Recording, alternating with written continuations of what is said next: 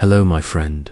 Tonight we dive deep into the daily lives of Victorians, specifically exploring what sex was truly like during this fascinating period. And believe me, it was far stranger than the stiff collars and rigid manners might suggest. Close your eyes for a moment and imagine yourself stepping into a bustling Victorian city, perhaps London, its streets shrouded in a persistent fog, the air thick with the scent of coal smoke and horse-drawn carriages. The gas lamps are just beginning to flicker to life, casting long, dancing shadows on cobblestone lanes. You hear the distant cries of street vendors, the clatter of boots on pavements, and perhaps the faint, hurried whispers of a couple disappearing into a darkened alleyway. You're about to embark on a journey that will strip away some of those romanticized notions about prim and proper Victorians, revealing a surprisingly bizarre and complex reality.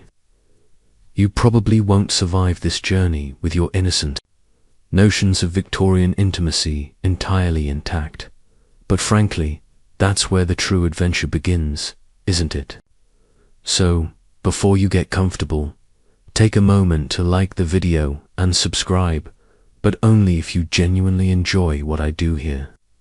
And don't forget to drop your location and local time in the comments below.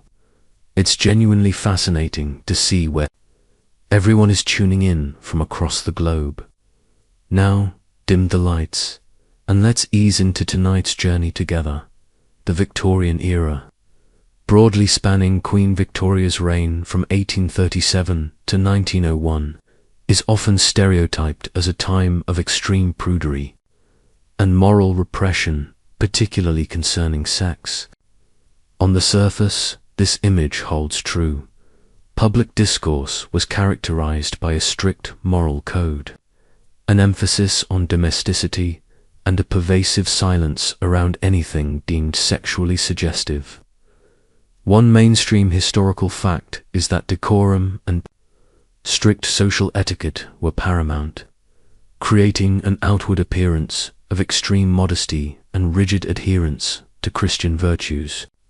You'd find yourself navigating a society where even the legs of a piano were sometimes covered, lest they provoke improper thoughts.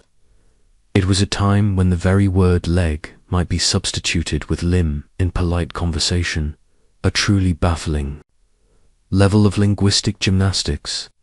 This seemingly impenetrable wall of propriety, however, concealed a vibrant, often contradictory, and undeniably active sexual underworld. Historians still argue whether the extreme public repression of sexuality actually fueled a more fervent private exploration of forbidden desires, or if it simply made those desires harder to acknowledge and discuss openly.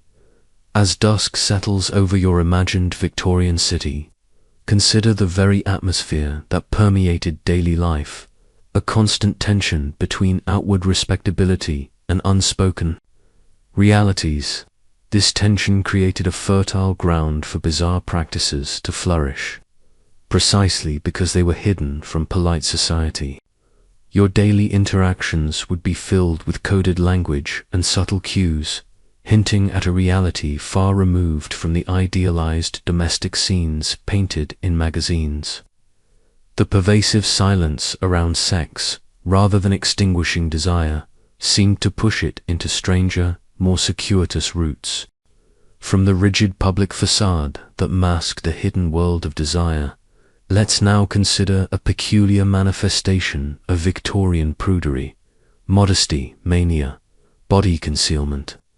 You see, the era's obsession with propriety extended to an almost absurd degree, leading to efforts to obscure even inanimate objects, revealing a deep-seated anxiety about anything that might evoke the human form.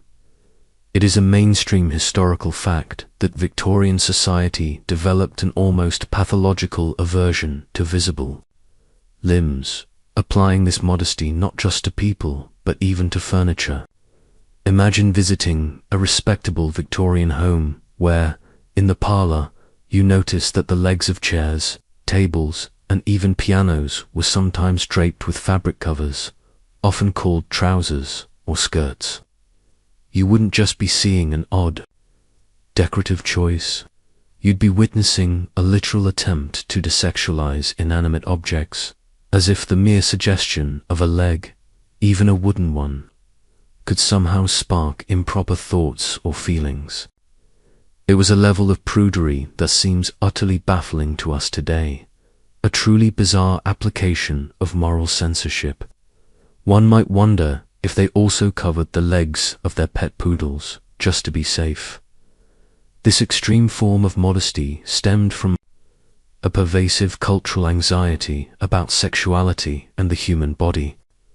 The prevailing moral codes, heavily influenced by evangelical Protestantism, viewed the body, particularly the female body, as a potential source of temptation and sin.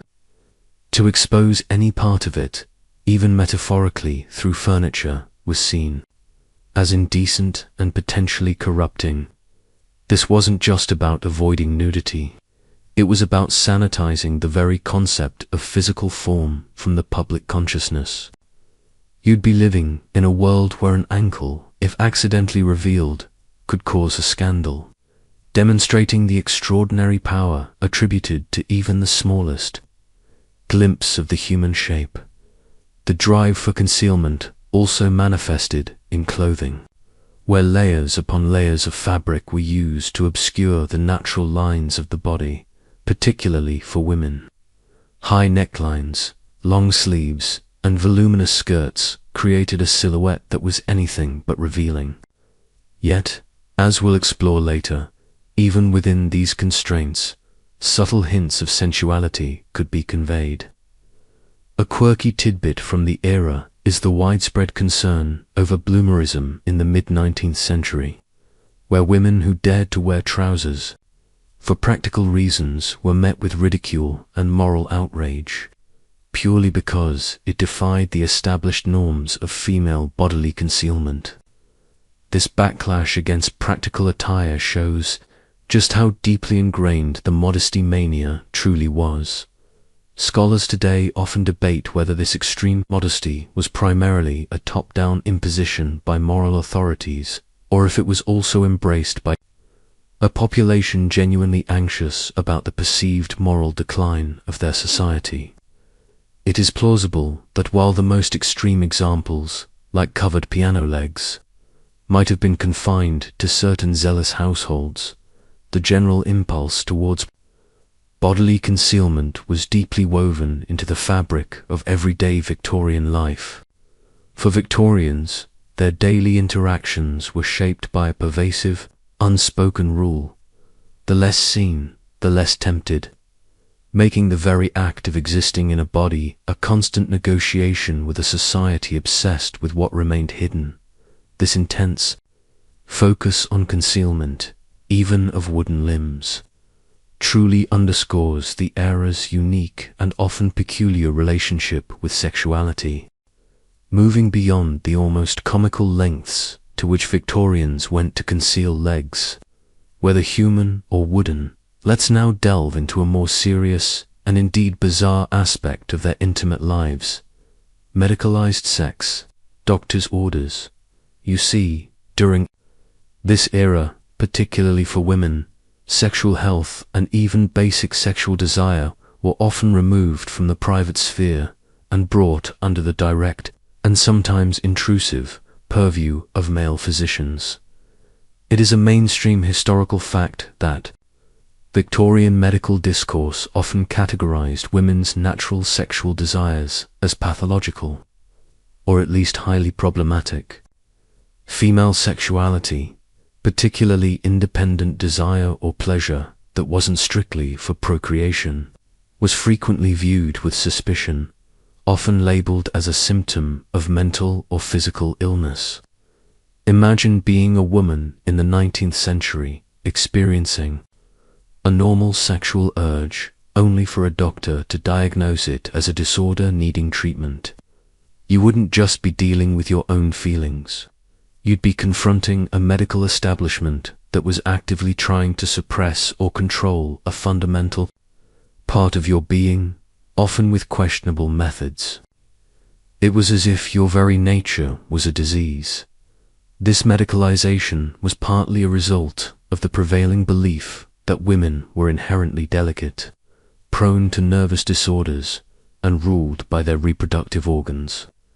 Conditions like hysteria became a catch-all diagnosis for a vast array of female complaints, from anxiety and insomnia to irritability and, yes, even sexual desire.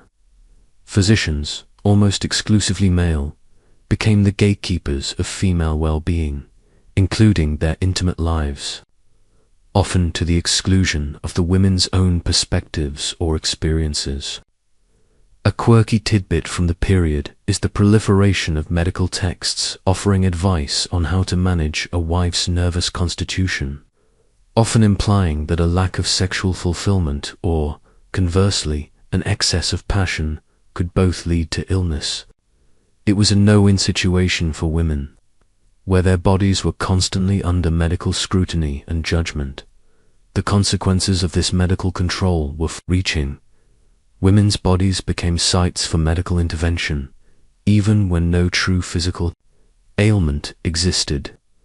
Their private experiences were pathologized, leading to diagnoses and treatments that aimed to bring their sexuality into alignment with patriarchal and societal expectations of female modesty and submission. This medical authority reinforced the idea that women were inherently fragile and needed male guidance even in the most intimate aspects of their existence. You might find yourself subjected to a doctor's examination for symptoms that were, to our modern understanding, perfectly normal expressions of female physiology or emotion, but which were, at the time, seen as requiring medical intervention.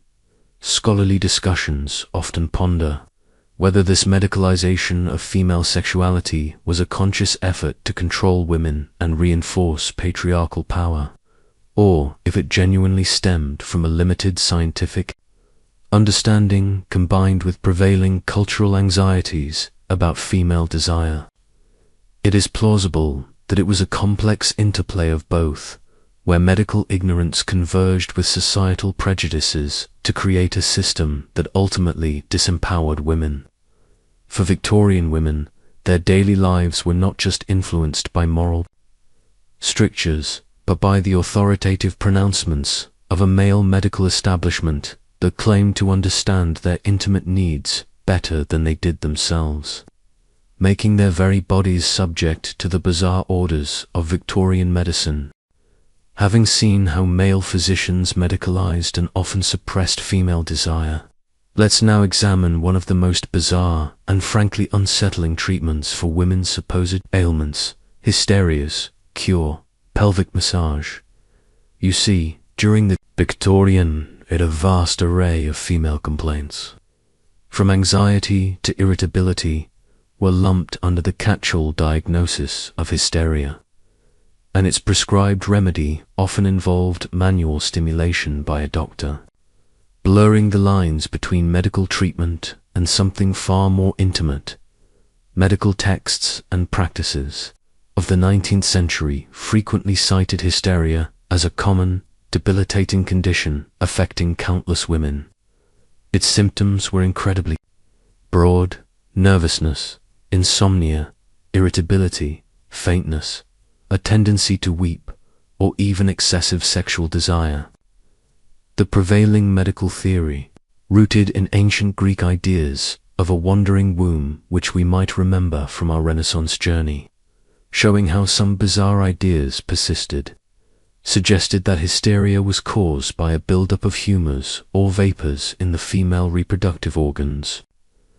A widely held belief of the time was that releasing these vapors or achieving a paroxysm, what we would now recognize as an orgasm, was essential for a woman's health. Imagine being a woman in distress, seeking help for genuine symptoms, only to be told your cure lay in a doctor providing manual pelvic massage to achieve a hysterical paroxysm. It certainly put a strange spin on a doctor's visit. turning a medical consultation into something deeply uncomfortable and intrusive. The practice of treating hysteria with manual stimulation by a physician became astonishingly common, particularly in the latter half of the century. Doctors would perform these treatments in their offices, with or without the presence of a chaperone. The process was often lengthy, requiring multiple sessions before a paroxysm could be induced. This led to considerable fatigue for the physicians, prompting the invention of early electromechanical devices, like the vibrator, to mechanize the process. A curious tidbit is that these vibrators were initially marketed as legitimate medical instruments, designed to relieve doctors of the arduous manual labor involved in treating their hysterical female patients. It makes you wonder how long it took before someone, somewhere, realized the broader potential of these medical devices. The implications of this cure were profound and disturbing. It pathologized female sexual pleasure, framing it not as a natural human experience, but as a medical symptom requiring professional intervention. Women were denied agency over their own bodies and desires, with their sexual relief administered by male authority figures. The boundary between medical care and sexual exploitation was incredibly blurry, if it existed at all. The ethical questions surrounding this practice are, to put it mildly, immense.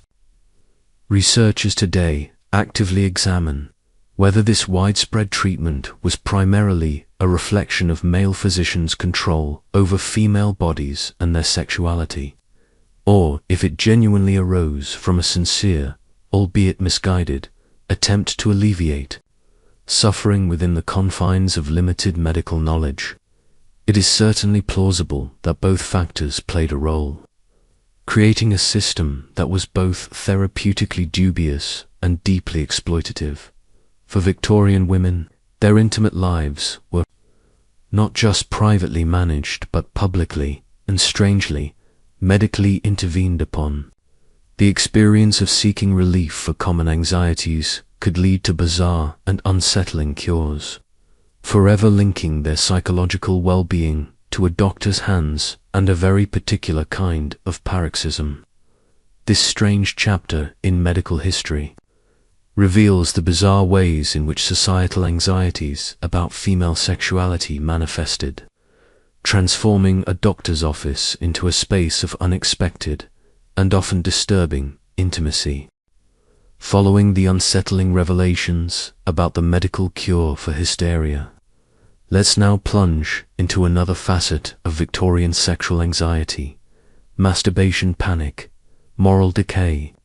You see, self-pleasure, particularly male masturbation, was viewed with an almost apocalyptic dread, believed to be the root cause of an astonishing array of physical and mental ailments, leading to truly bizarre methods of prevention and cure.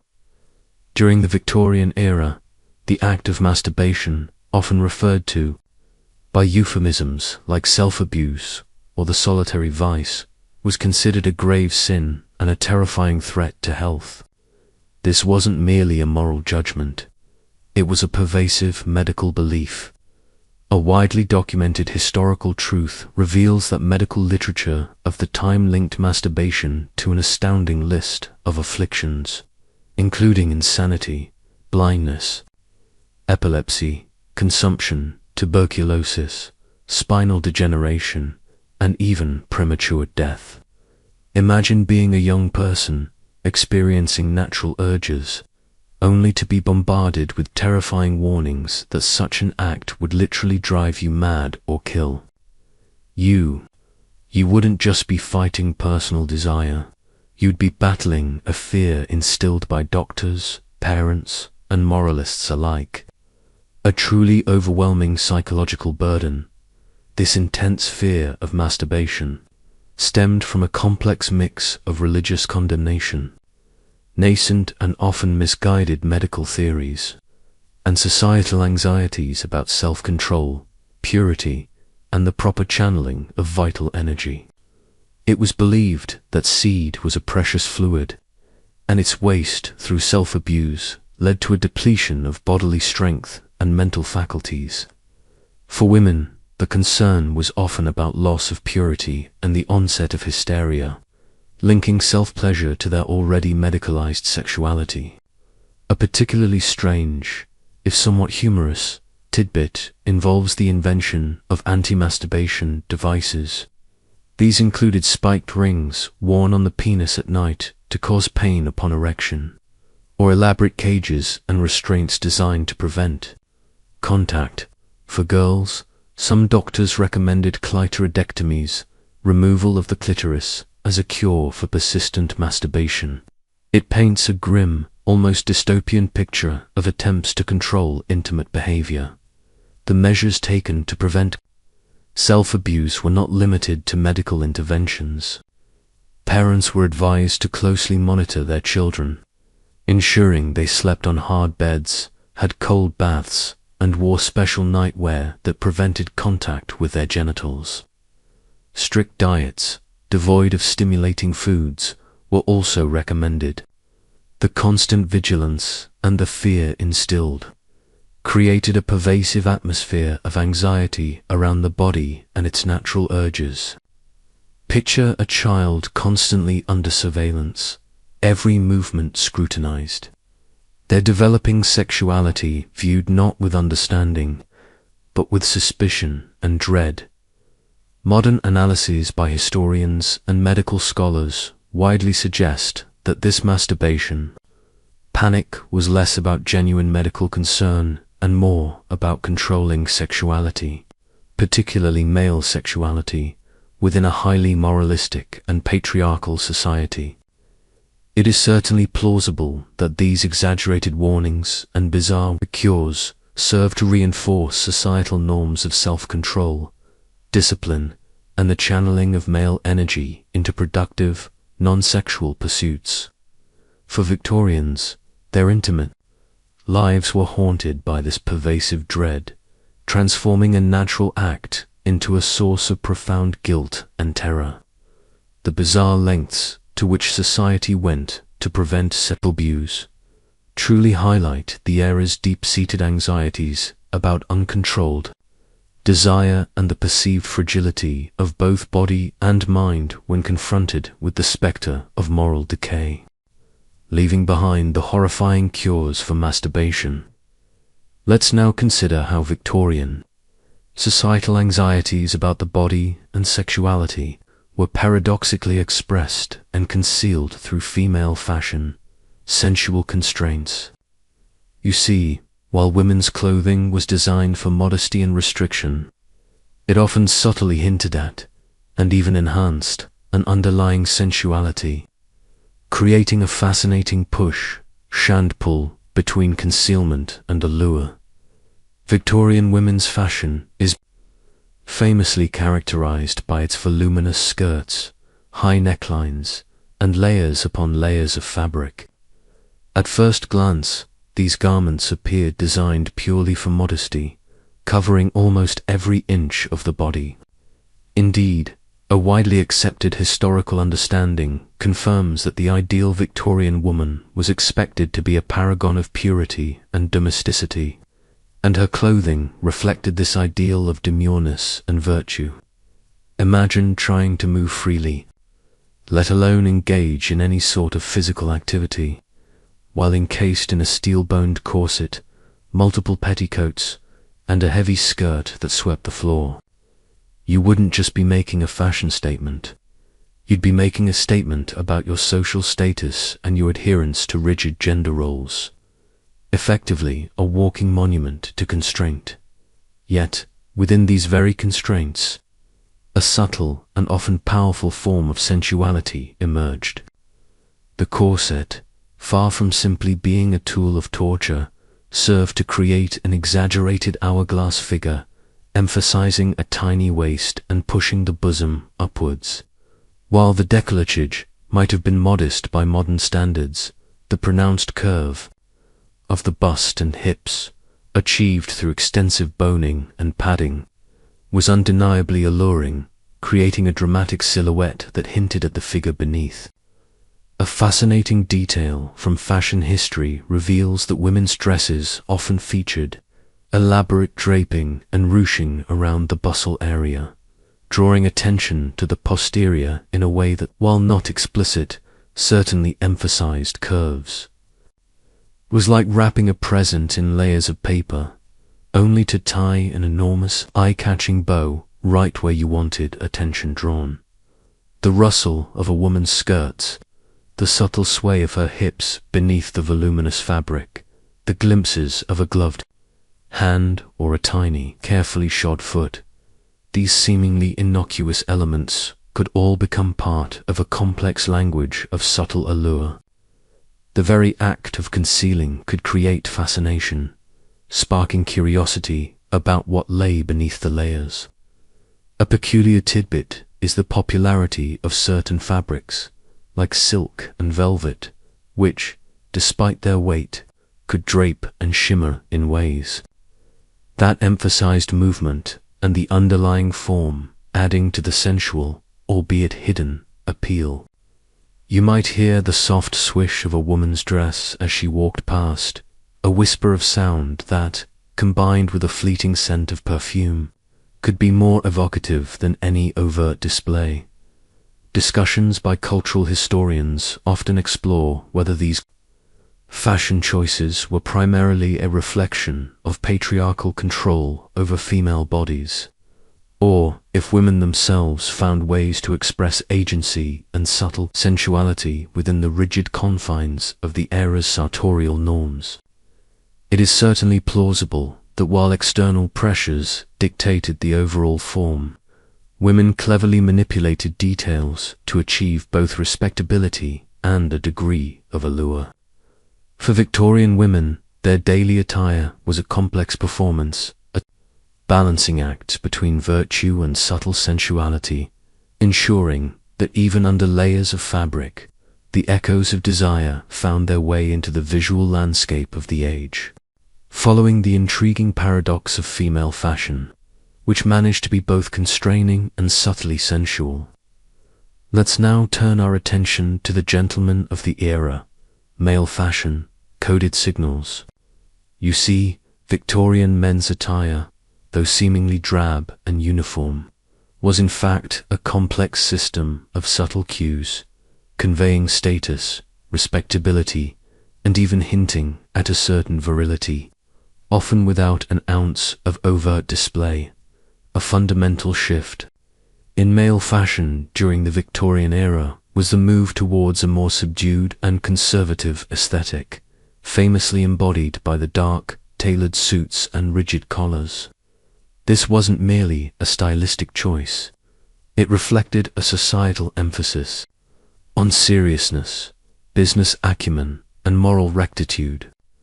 A commonly accepted historical observation highlights that the flamboyant silks and bright colors of earlier centuries gave way to somber wools and precise tailoring, signaling the rise of the industrialist and the professional man. Imagine a sea of gentlemen in black frock coats and top hats moving through the city streets. You wouldn't just be seeing uniformity. You'd be witnessing a visual representation of self-control, discipline, and a subtle yet pervasive power. Yet, within this apparent uniformity, subtle elements of male fashion conveyed status and, by extension, a certain kind of appealing masculinity. The quality of the fabric, the precision of the tailoring, the cut of the coat sole spoke volumes about a man's wealth and position.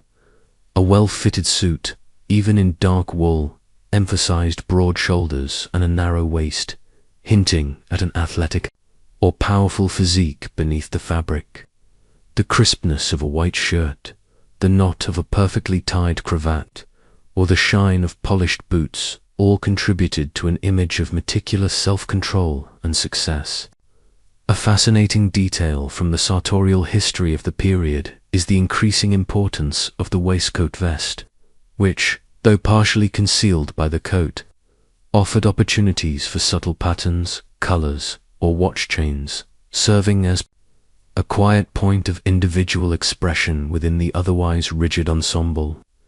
It was like a secret handshake among gentlemen, signaling taste and status without a word. The subtle allure of male fashion also extended to accessories. A wet beard or mustache, a signet ring, or a perfectly chosen walking stick could all add to a man's perceived gravitas and attractiveness. These weren't overt displays of sensuality, but rather coded signals of maturity, reliability, and success, qualities that were highly desirable in a marriage partner. A quirky tidbit is the intense public debate over the hirsute problem. In the mid-19th century, with articles discussing the proper length and style of beards, and some advocating for shaving for reasons of hygiene or professionalism. This seemingly trivial debate underscores how even minor aspects of male appearance were imbued with significant social and even moral meaning, subtly contributing to perceptions of virility and character. Cultural analysts often explore whether the move towards more sober male attire was a conscious effort to differentiate serious male roles from the more decorative female roles, or if it reflected a broader societal shift towards industrialization and a less ostentatious display of wealth. It is certainly plausible that while the primary aim was to convey respectability and professionalism, the underlying physique and the subtle details of a well-dressed man still conveyed an undeniable, albeit constrained, masculine appeal. For Victorian men, their daily clothing was a carefully constructed performance, a silent language spoken through fabric and cut, allowing them to project an image of power, control, and a subdued yet distinct form of masculine allure. From the subtle, sartorial signals of Victorian men, let's now transition to a far less subtle and strictly forbidden visual medium that thrived underground: pornography, illicit delights. You see, despite the pervasive public prudery, a robust and clandestine market for explicit materials existed, providing a stark counterpoint to the era's outwardly rigid morality.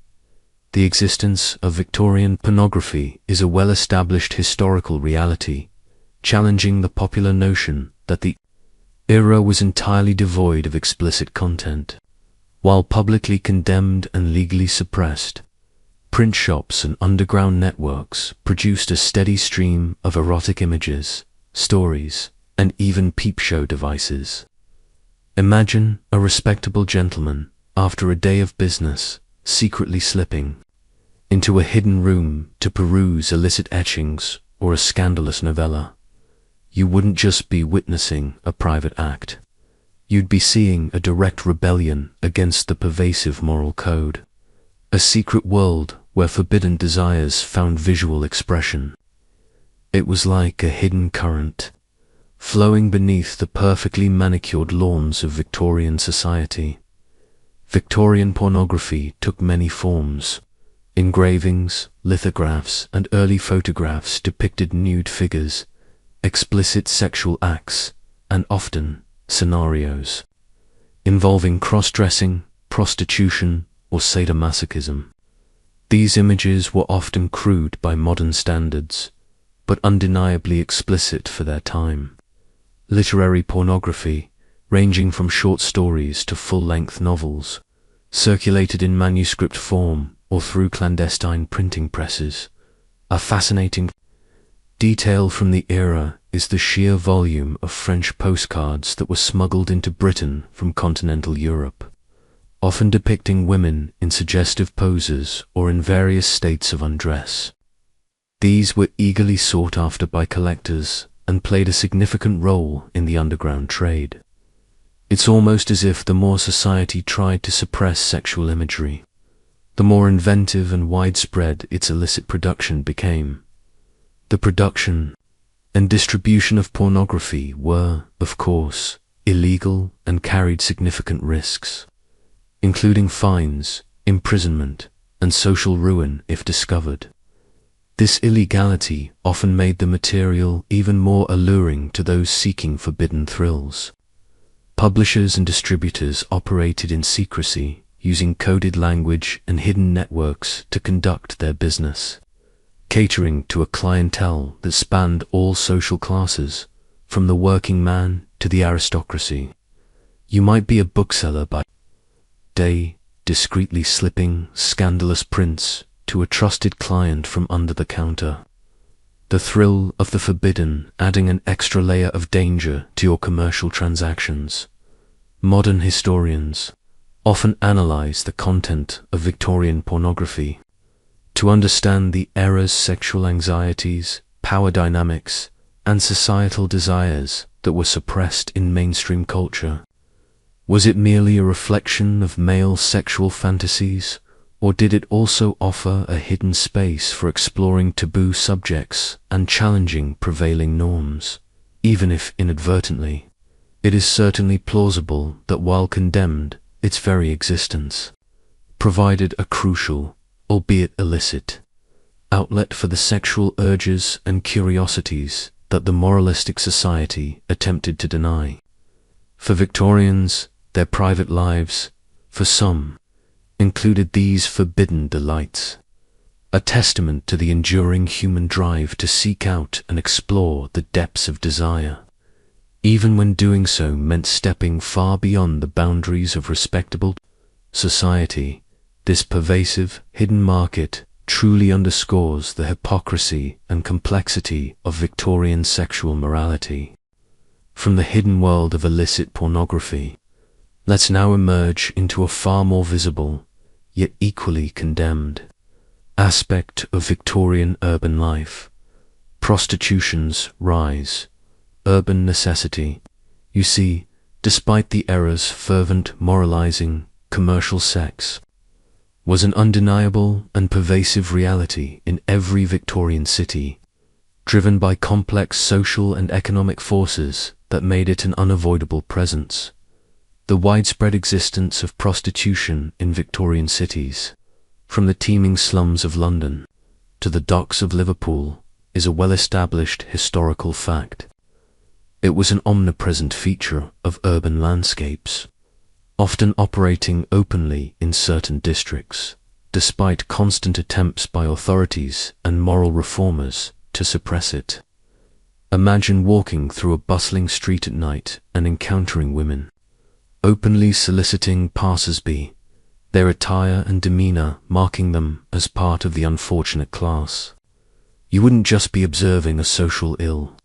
You'd be witnessing a stark reflection of economic desperation and the unmet sexual demands of a society with rigid social norms. It was a visible wound on the face of Victorian respectability, a constant, uncomfortable reminder of unaddressed societal issues. The sheer scale of prostitution was staggering. Estimates for London alone ranged from tens of thousands to as many as 80,000 prostitutes at various points in the century. Although precise figures are difficult to ascertain due to the clandestine nature of the trade, the motivations for women entering prostitution were overwhelmingly economic. For many, particularly young women from impoverished backgrounds, it was a desperate means of survival, offering a way to earn money in a society with limited opportunities and abysmal wages for working-class women. A poignant detail from historical accounts shows that factory girls or domestic servants, earning barely enough to survive, might turn to prostitution intermittently just to buy food or avoid the workhouse. It was a bleak choice between two harsh realities. The demand for prostitution was equally robust. Victorian society imposed strict sexual mores, particularly on unmarried men, who were expected to remain chaste until marriage, which often came later in life due to economic constraints. This created a large pool of men with unmet sexual needs, the existence of a vast servant class, and a transient population of sailors, soldiers, and migrant workers further fueled this demand. A quirky tidbit from the era is the prevalence of flash houses or dens of iniquity, which were often disguised as seemingly respectable pubs or coffee houses, but secretly served as places for prostitutes to meet clients. It was like a game of moral hide-and-seek, where illicit activities thrived, just beneath the surface of everyday life. Historians widely discuss whether the widespread presence of prostitution during the Victorian era served as a safety valve for male sexual urges, thereby supposedly protecting respectable women from assault, or if it simply exacerbated the exploitation of vulnerable women. It is plausible that while moralists condemned it, pragmatic officials often tolerated its existence, recognizing it as an inevitable, if unpleasant, consequence of urban life and societal pressures. For Victorians, their daily lives, whether they admitted it or not, were lived in a society where commercial sex was a pervasive, undeniable, and often tragic reality, a stark symbol of the deep contradictions that lay beneath the era's polished exterior. From the widespread and often desperate reality of prostitution, let's now turn to a particularly chilling example of the Victorian state's response: contagious diseases, acts, targeted women.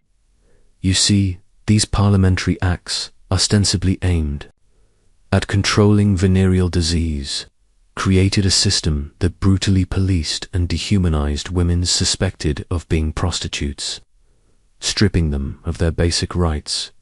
The Contagious Diseases Acts, passed in Britain between 1864 and 1869, were a series of laws that allowed police in garrison towns and port cities to arrest women suspected of being common prostitutes and subject them to compulsory internal medical examinations for venereal diseases.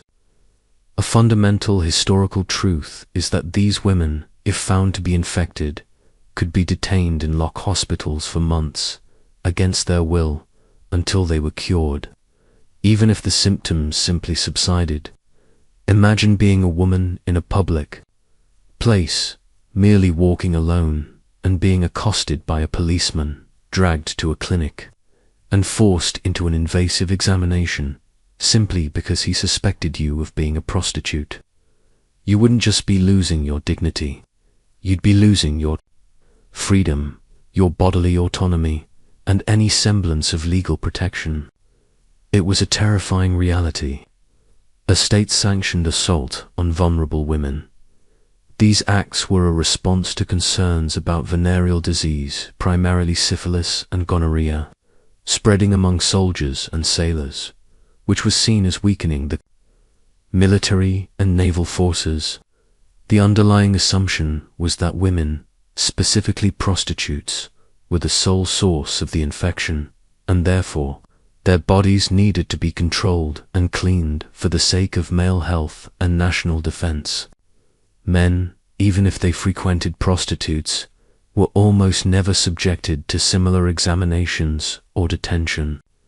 A particularly perverse detail from the implementation of these acts is the arbitrary nature of suspicion, where any woman deemed to be walking too slowly, dressing too poorly, or simply unaccompanied could be targeted, effectively criminalizing poverty and independent female movement. It was a legal framework that seemed designed to punish women for existing in public. The impact on the lives of the targeted women was devastating. They faced immense humiliation, social ostracism, and psychological trauma from the forced examinations and detentions. Many committed suicide rather than endure the indignity. The act sparked a powerful feminist backlash, led by figures like Josephine Butler, who argued vehemently against the double standard and the violation of women's civil liberties. This reform movement eventually led to the repeal of the acts. A quirky tidbit from the period's reform efforts is the clever use of public protests and petitions, gathering thousands of signatures, which eventually brought enough political pressure to bear on Parliament. It showed the power of collective action, even in a society that tried to silence certain voices. Historians and social commentators have widely discussed whether the Contagious Diseases Acts represented a pragmatic, albeit harsh, public health measure, or if they were primarily a manifestation of patriarchal power and class control, scapegoating vulnerable women for societal problems. It is certainly plausible that while public health was cited, the underlying motivations were rooted in a desire to control female sexuality and maintain social order. For Victorian women suspected of prostitution, their daily lives were lived under the constant threat of these invasive laws, turning their bodies into battlegrounds for state control and moral purity, making intimacy a dangerous profession with devastating, state-imposed consequences. The legacy of these acts serves as a chilling reminder of how societal anxieties can manifest in the brutal suppression of human rights. From the oppressive reach of the Contagious Diseases Acts, which policed women's bodies at home, let's now look outward, to where some Victorians sought sexual freedoms beyond rigid British morality, sex tourism, abroad adventures. You see, for those with the means, continental Europe, particularly cities like Paris and Brussels, offered a stark contrast to Britain's prudery, becoming destinations for illicit pleasures and less constrained expressions of desire. The phenomenon of Victorians traveling abroad specifically for sexual encounters is a well-documented historical truth. While Britain was grappling with its strict moral codes, cities on the continent, especially Paris, cultivated a reputation for being more liberal, sophisticated, and tolerant of various forms of sexual expression. Imagine being a British gentleman, stifled by the pervasive moralism of London, stepping off a train in Paris and entering a world where courtesans were celebrated, cafes buzzed with less inhibited conversations, and artistic nudes were openly displayed in salons. You wouldn't just be on vacation. You'd be entering a zone of moral liberation, where the rules you lived by at home seemed to momentarily dissolve. It was like swapping a stiff suit for a silk dressing gown, much more comfortable, and certainly more revealing. Paris, in particular, was renowned for its diverse offerings, from grand opera houses with private boxes where discreet assignations could be made, to specialized brothels known as maisons de tolerance or houses of tolerance that catered to various tastes and budgets. The city provided a spectrum of sexual services. Wealthier clients could even arrange for long-term arrangements with courtesans who offered companionship beyond mere physical intimacy. A fascinating detail from contemporary travelogues and personal letters reveals how British visitors, while publicly maintaining an air of disapproval, privately indulged in these continental liberties, often keeping their adventures a strict secret upon returning home. It was a classic case of what happens in Paris stays in Paris. Long before Las Vegas coined the phrase, the motivation for this sex tourism wasn't solely about physical gratification. It was also about escaping the suffocating hypocrisy and moral judgment prevalent in Britain. For many, it represented a temporary freedom from the rigid class structures and the constant scrutiny of Victorian society. It allowed for experiences that were simply unthinkable in a British context, where even minor transgressions could lead to social ruin. A quirky tidbit is the anecdotal evidence of guidebooks for gentlemen travellers, which, while ostensibly about culture, often contained thinly veiled tips on where to find entertainment abroad. This subtle guidance reflects the widespread, if unspoken, demand for such information among British tourists. Historians often interpret this pattern of sex tourism as a clear indicator of the profound contradictions within Victorian morality, suggesting that the strictness at home simply pushed certain behaviors underground or, in this case, overseas. It is certainly plausible that while public morality in Britain demanded chastity and propriety, the economic realities and personal desires of many ensured a steady stream of travellers seeking more liberal sexual environments. For Victorians, their daily lives could swing between extreme repression and daring indulgence, with a journey across the English Channel offering a temporary passport to a world where desires, though still potentially risky, could be explored with a greater sense of anonymity and a fleeting taste of true, albeit illicit, freedom. Having explored the escapades of Victorians seeking sexual freedoms abroad, let's now return to a far more perilous form of hidden desire within Britain itself: homosexuality, hidden lives. You see, in an era that criminalized same-sex relations, those who experienced such desires were forced into a clandestine existence, constantly navigating a treacherous landscape of societal condemnation and severe legal penalties.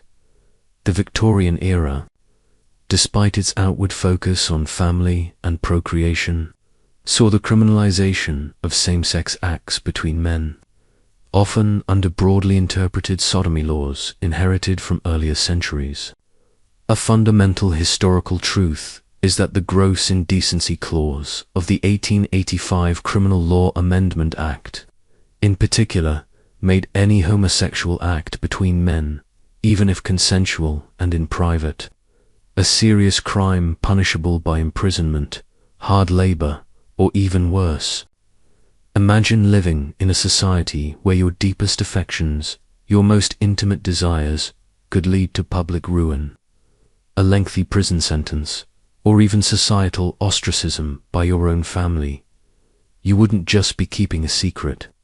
You'd be living a double life, constantly terrified of exposure, where every unguarded glance or whispered word could lead to catastrophe. It was a terrifying game of hide-and-seek, but with your entire life at stake. This intense legal and social repression forced same-sex desire deeply underground, leading to the formation of secretive networks, coded languages, and hidden meeting places.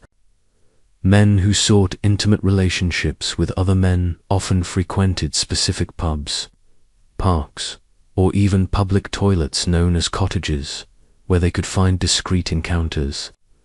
The risk was immense, as police sometimes employed plainclothes officers to entrap and arrest men. A haunting detail from historical records includes the infamous trials of Oscar Wilde, whose public downfall in the late 19th century served as a stark warning to others, illustrating the devastating consequences of exposure. His tragic fate cast a long, chilling shadow over countless hidden lives. For women, while lesbian relationships were generally not criminalized in the same way, they were often rendered invisible or simply dismissed by a patriarchal society that struggled to conceive of female sexuality outside the context of male desire. However, closed female friendships, sometimes referred to as Boston marriages in later periods, could provide emotional and physical intimacy, often existing within a respectable, if sometimes ambiguous, social sphere. A quirky tidbit is the literary subtext in some Victorian novels, where intense female friendships can be read with a queer sensibility, hinting at deeper bonds that went unacknowledged by mainstream society but were perhaps understood by a knowing few.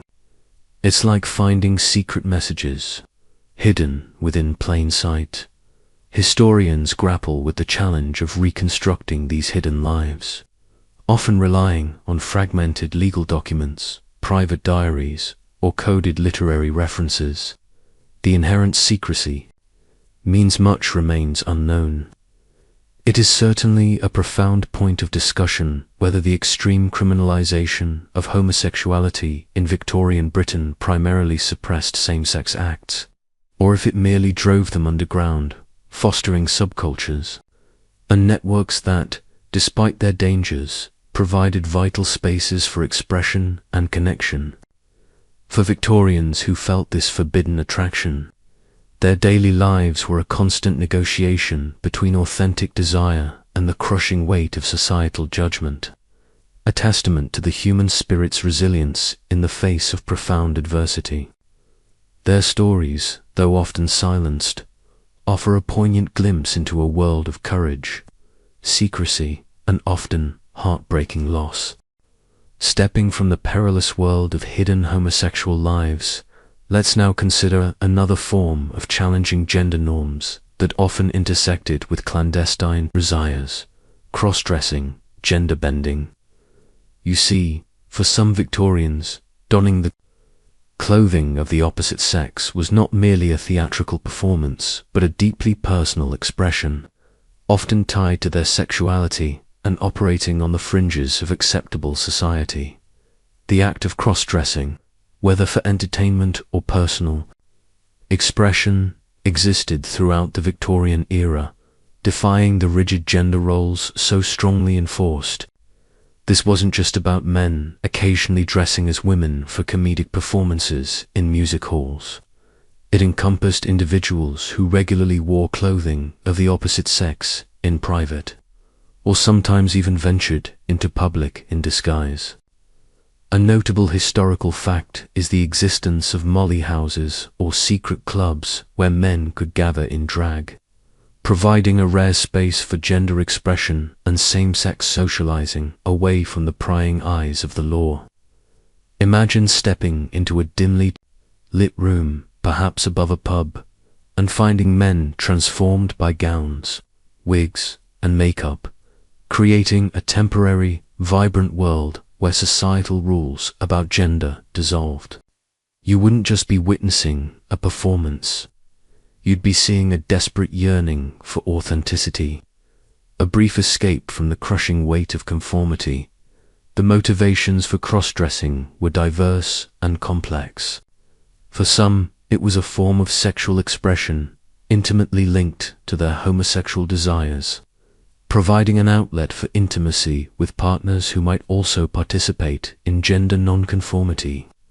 For others, it might have been an exploration of gender identity, a way to feel more themselves in a restrictive society. And for some, particularly working-class women, it offered practical advantages, allowing them to gain access to male-dominated spaces or jobs, or simply to move through the city with less harassment. A quirky tidbit from police records includes instances of women arrested for disguising themselves as men, not always for illicit purposes, but sometimes simply to find work or travel more safely. It shows how the boundaries of gender were sometimes crossed out of sheer necessity, as well as desire.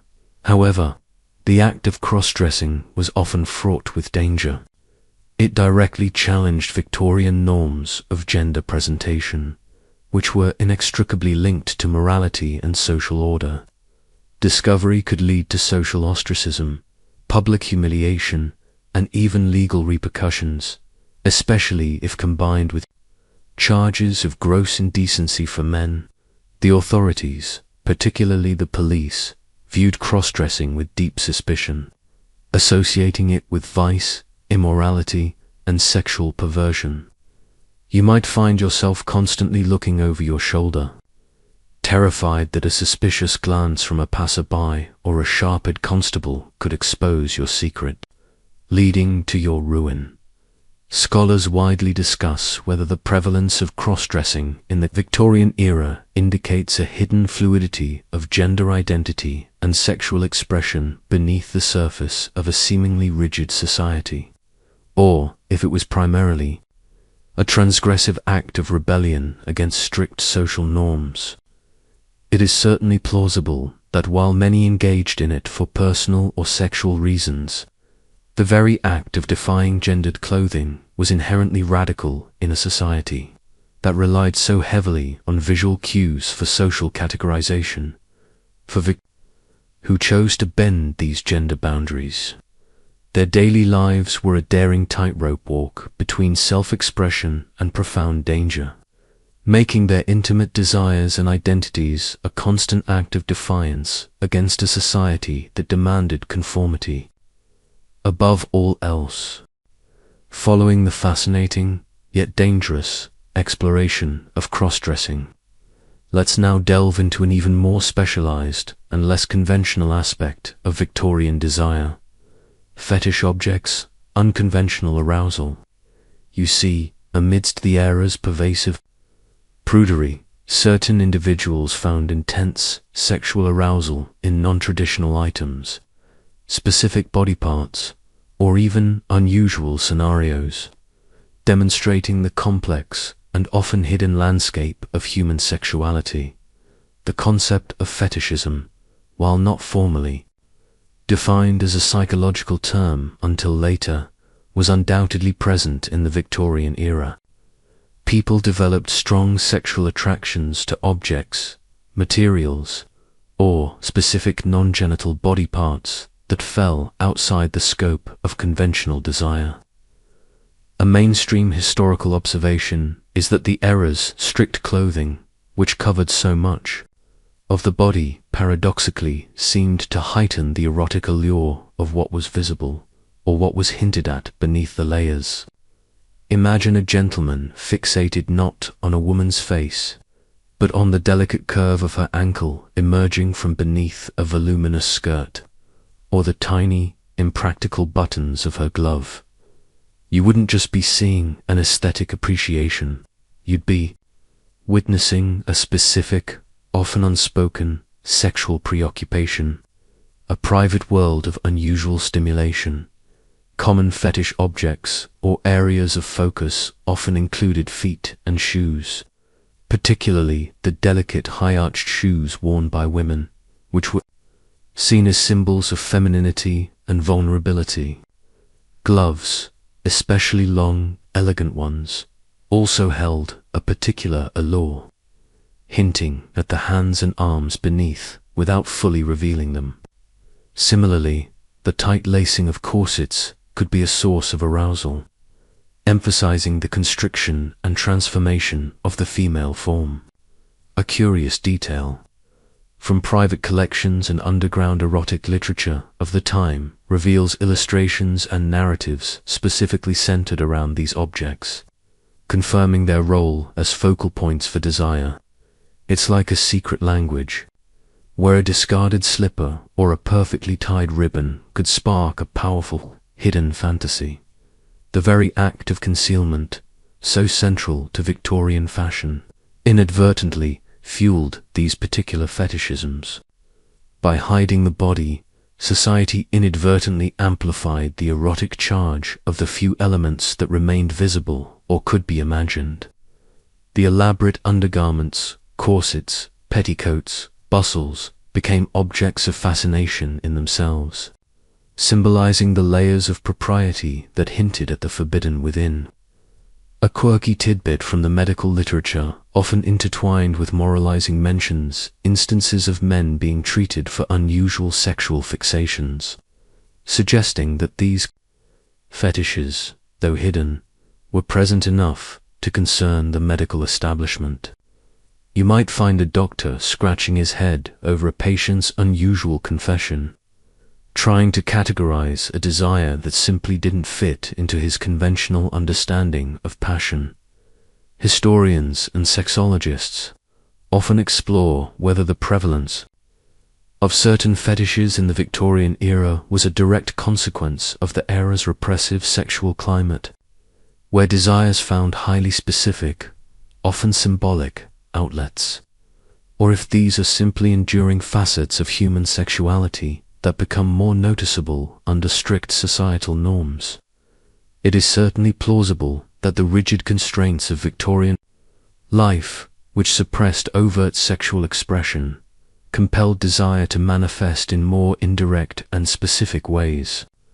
For Victorians, their private worlds could hold these unconventional attractions, proving that human desire, no matter how much society tries to control or define it, will always find its own unique and sometimes bizarre pathways to arousal, lurking just beneath the surface of respectability.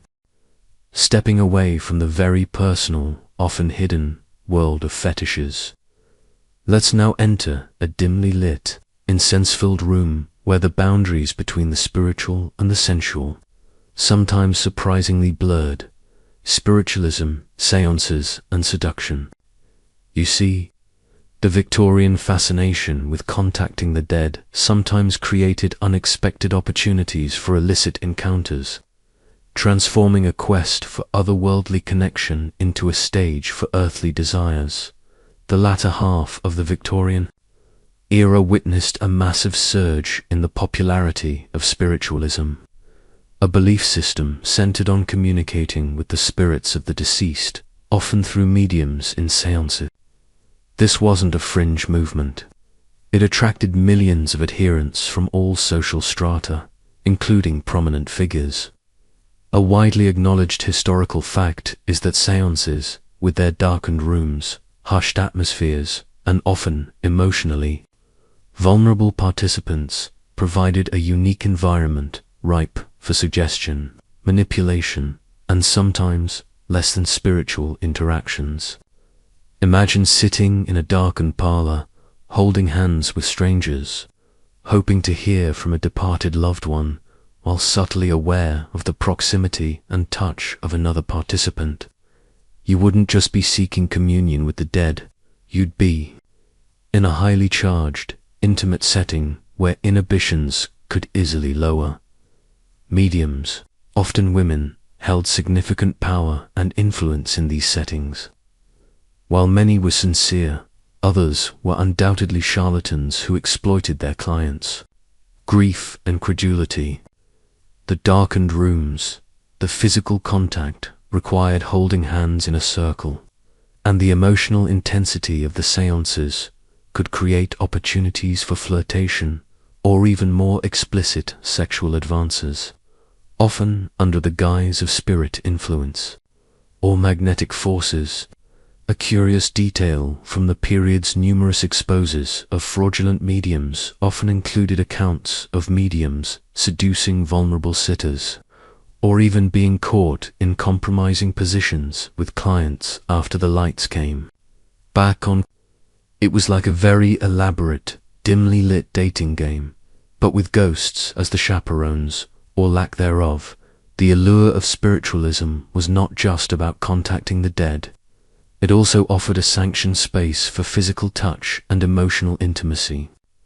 In a society that was otherwise incredibly buttoned up, for individuals starved of physical connection, the darkness and ritual of a séance could provide an opportunity for forbidden contact, a hand squeeze that lingered, or a knee brushing against another. A quirky tidbit from the annals of spiritualism includes reports of spirit materializations that sometimes involved nude or semi-nude figures appearing in the séance room, often later revealed to be the medium or an accomplice, further blurring the lines between spiritual phenomena and deliberate sexual display. You might pay good money to speak to your deceased aunt, only to find yourself witnessing something far more earthly and unexpected. Scholars, today, often debate whether the sexual undertones of some spiritualist practices were an intentional feature used by unscrupulous mediums, or if they were an inevitable consequence of placing vulnerable individuals in highly intimate and emotionally charged environments. It is certainly plausible that for some, the séance offered a rare, socially acceptable arena for physical closeness and emotional release that bordered on the erotic, safely distanced by the veil of the supernatural. For Victorians, their daily lives, driven by a yearning for connection beyond the grave, inadvertently created spaces where the deepest human desires, both spiritual and carnal, could intersect in ways that were both bizarre and undeniably alluring, making seances not just a channel to the afterlife, but occasionally a conduit for earthly seduction. Stepping out of the dimly lit seance rooms, where spirits and desires mingled, let's now confront a far more disturbing reality of Victorian intimate life: child marriage. Disturbing reality. You see, despite the pervasive moralizing about purity and innocence, the legal age of consent during much of the era was shockingly low, allowing for unions that, to modern eyes, were deeply unsettling and exploitative. The legal framework surrounding marriage and sexual consent in Victorian Britain was, by today's standards, truly alarming.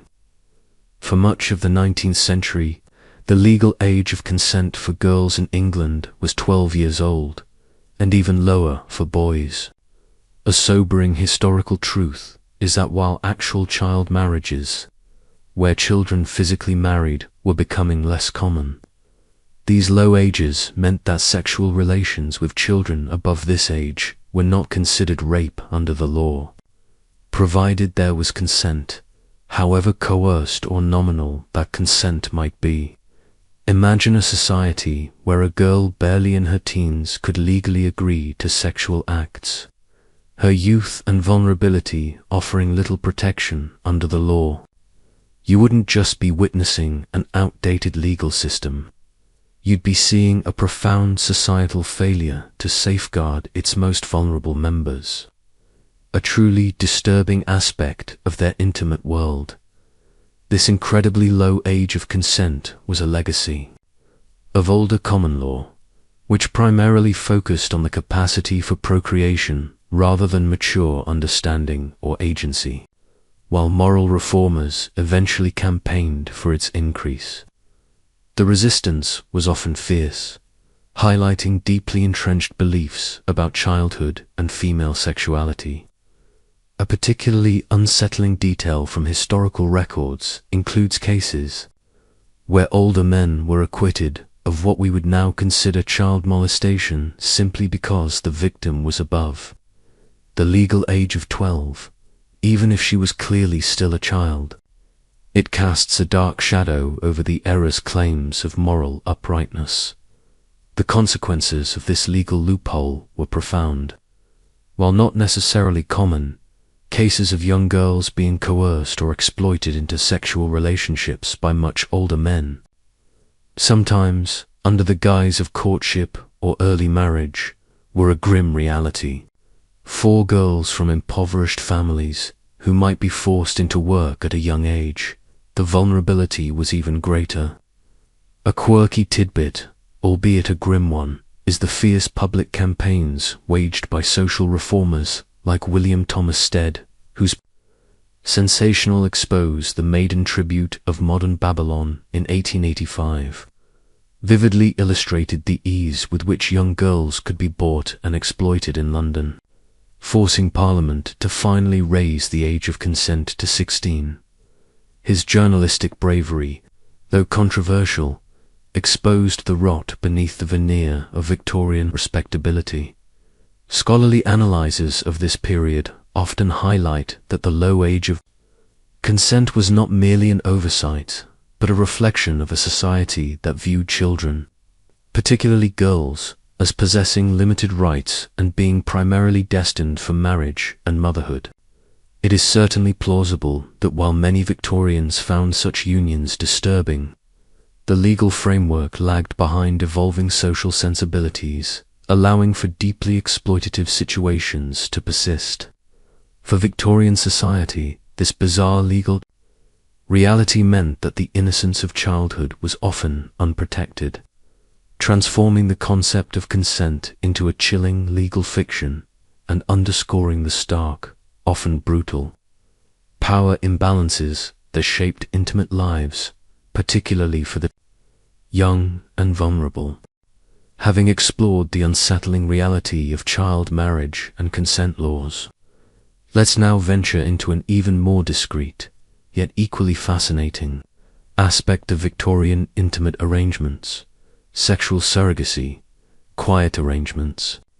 You see, in an era where societal pressure to produce heirs was immense, and traditional notions of marital intimacy were rigid, wealthy couples sometimes resorted to highly unconventional, often unspoken, methods to ensure the continuation of their lineage. In Victorian high society, the expectation for a married couple, particularly the male head of the household, was to produce legitimate heirs to inherit property, titles, and social standing.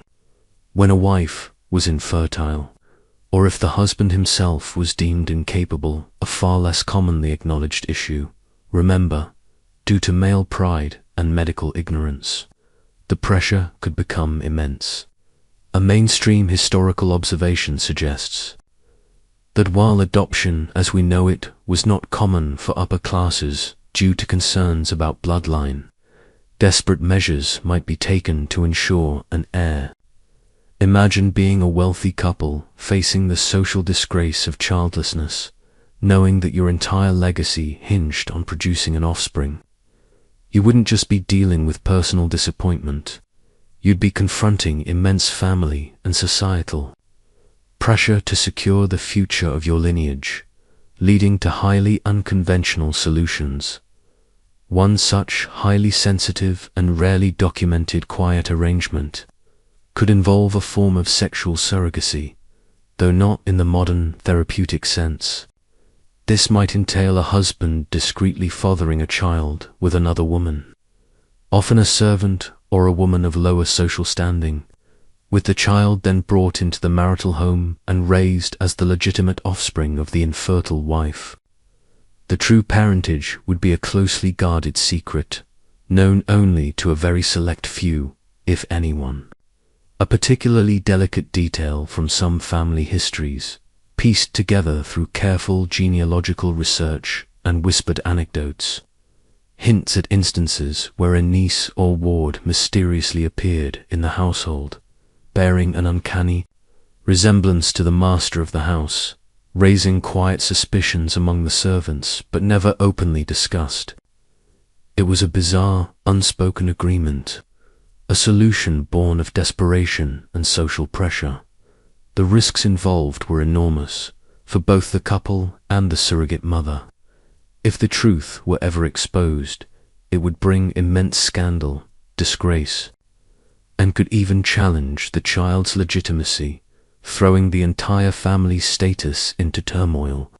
For the surrogate mother, often a vulnerable woman with few options, the arrangement offered a temporary reprieve from poverty but little security or recognition of her role.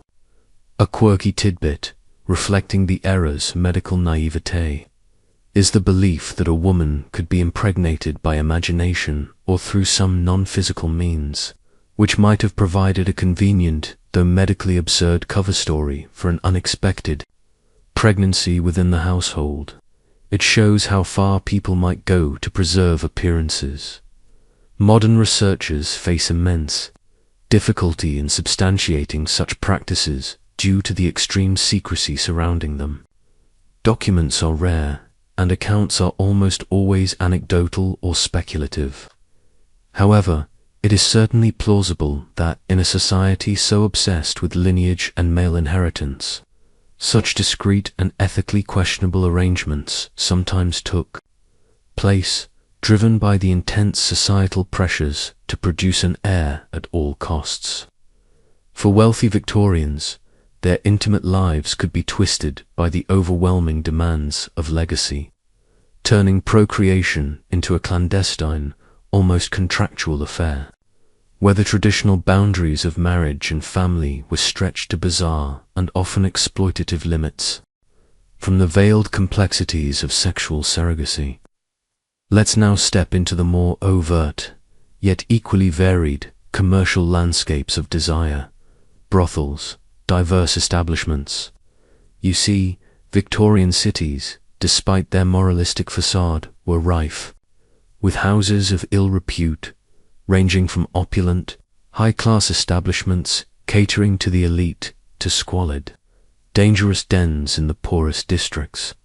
The sheer variety of brothels, catering to every social class and every conceivable budget is a well-documented historical truth of Victorian urban life.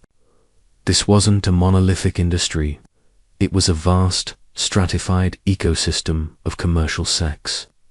Imagine walking through different districts of a Victorian city, from the grand, gaslit avenues to the dark, narrow alleys. In one street, you might find a discreet, elegant townhouse with drawn curtains and a hushed atmosphere, while in another, a row of dilapidated tenements might house dozens of cramped, filthy rooms offering cheap, quick encounters. You wouldn't just be observing different levels of wealth. You'd be witnessing a stark social hierarchy even within the realm of illicit desire.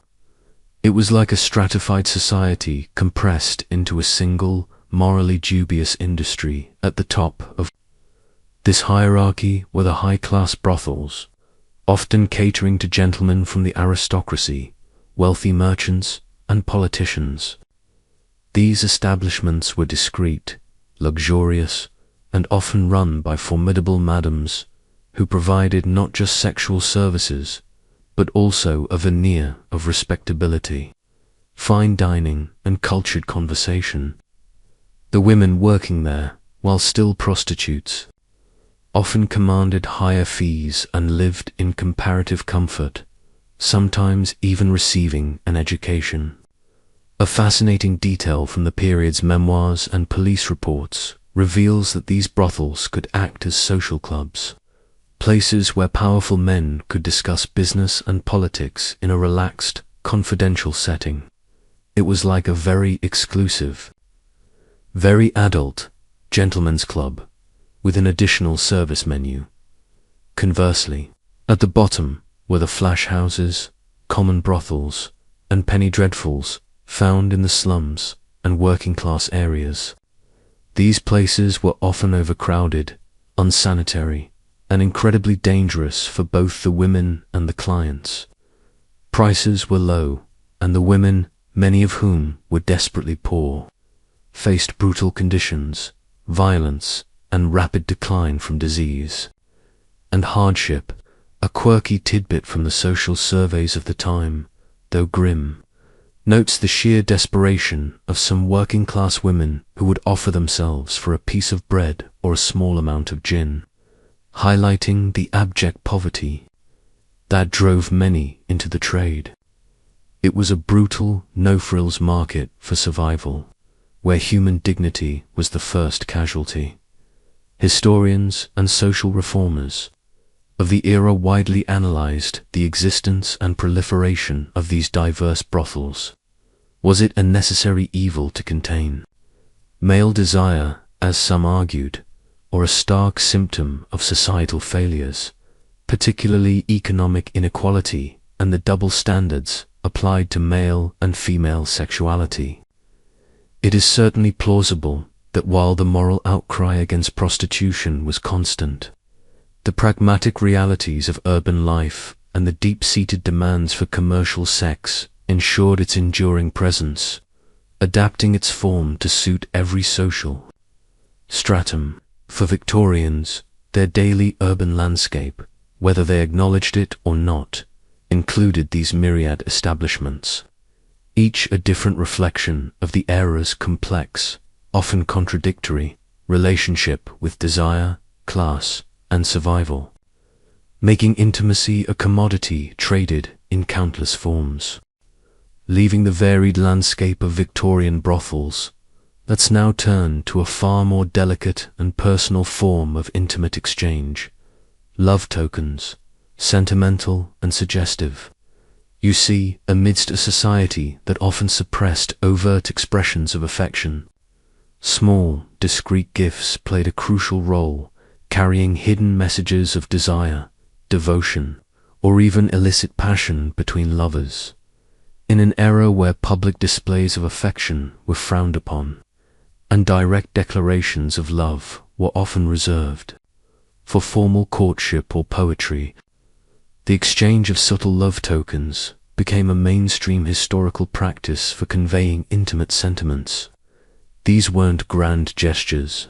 They were often small, personal objects imbued with deep meaning, acting as silent messengers of the heart. Imagine a young woman receiving a locket, seemingly an innocent piece of jewelry, but knowing that inside lay a tiny curl of her beloved's hair, a secret symbol of their bond. You wouldn't just be holding an object, you'd be holding a coded message, a tangible piece of a clandestine romance. It was like a Victorian emoji, but far more elegant and likely to cause a scandal if discovered by the wrong person. These tokens could take many forms: miniature portraits, locks of hair, pressed flowers, small engraved rings, or even elaborately folded paper notes known as billets doux were common. The value wasn't necessarily in the material cost, but in the sentiment and the hidden meaning. Often, these items were kept secretly, tucked away in a drawer, a hidden pocket, or a cherished book. Their significance known only to the giver and receiver. A fascinating detail from the period's language of flowers reveals how specific blooms carried precise meanings, allowing for highly nuanced messages of love, longing, or even rejection to be conveyed through a simple bouquet. It allowed for intricate flirtation without uttering a single, potentially compromising, word. Beyond the overtly romantic, some love tokens could carry more suggestive, or even risk, undertones, especially in illicit relationships. A particularly private gift, perhaps a piece of intimate apparel, or an object associated with a secret meeting place, could become a powerful reminder of shared experiences. A quirky tidbit from the annals of Victorian collecting reveals a fascination with hairwork jewellery, where intricate designs were woven from the hair of loved ones, not just for mourning but sometimes as highly personal and intimate tokens, exchanged between secret lovers. It's a bit eerie to our modern sensibilities, but it was incredibly popular, showing how deeply personal and physically connected these tokens could be. Historians often examine these love tokens to gain insight into the emotional and sexual lives of Victorians, particularly those relationships that existed outside the strictures of formal marriage. Did these tokens primarily serve to reinforce conventional romantic bonds, or did they also provide a vital outlet for expressing desires that could not be openly acknowledged, particularly in illicit affairs? It is certainly plausible that while their outward appearance was often innocent, their private meaning could be profoundly sensual, serving as tangible reminders of forbidden passion.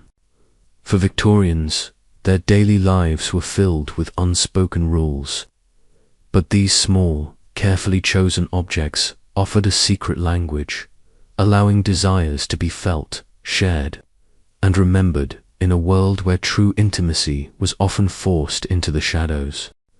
Stepping away from the delicate language of love tokens, which hinted at concealed desires, let's now confront a far more stark reality that shaped Victorian intimate lives: reproductive health, limited choices.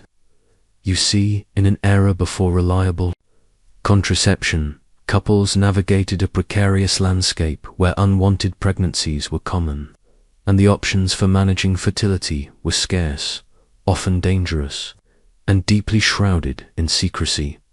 The absence of safe and effective birth control methods is a fundamental historical truth that profoundly impacted Victorian intimate relationships.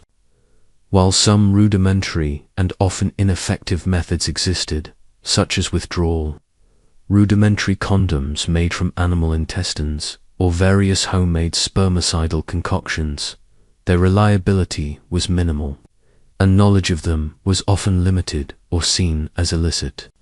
Imagine being a married woman, facing the relentless cycle of pregnancy and childbirth, often at great risk to your health, with virtually no reliable means to control the size of your family.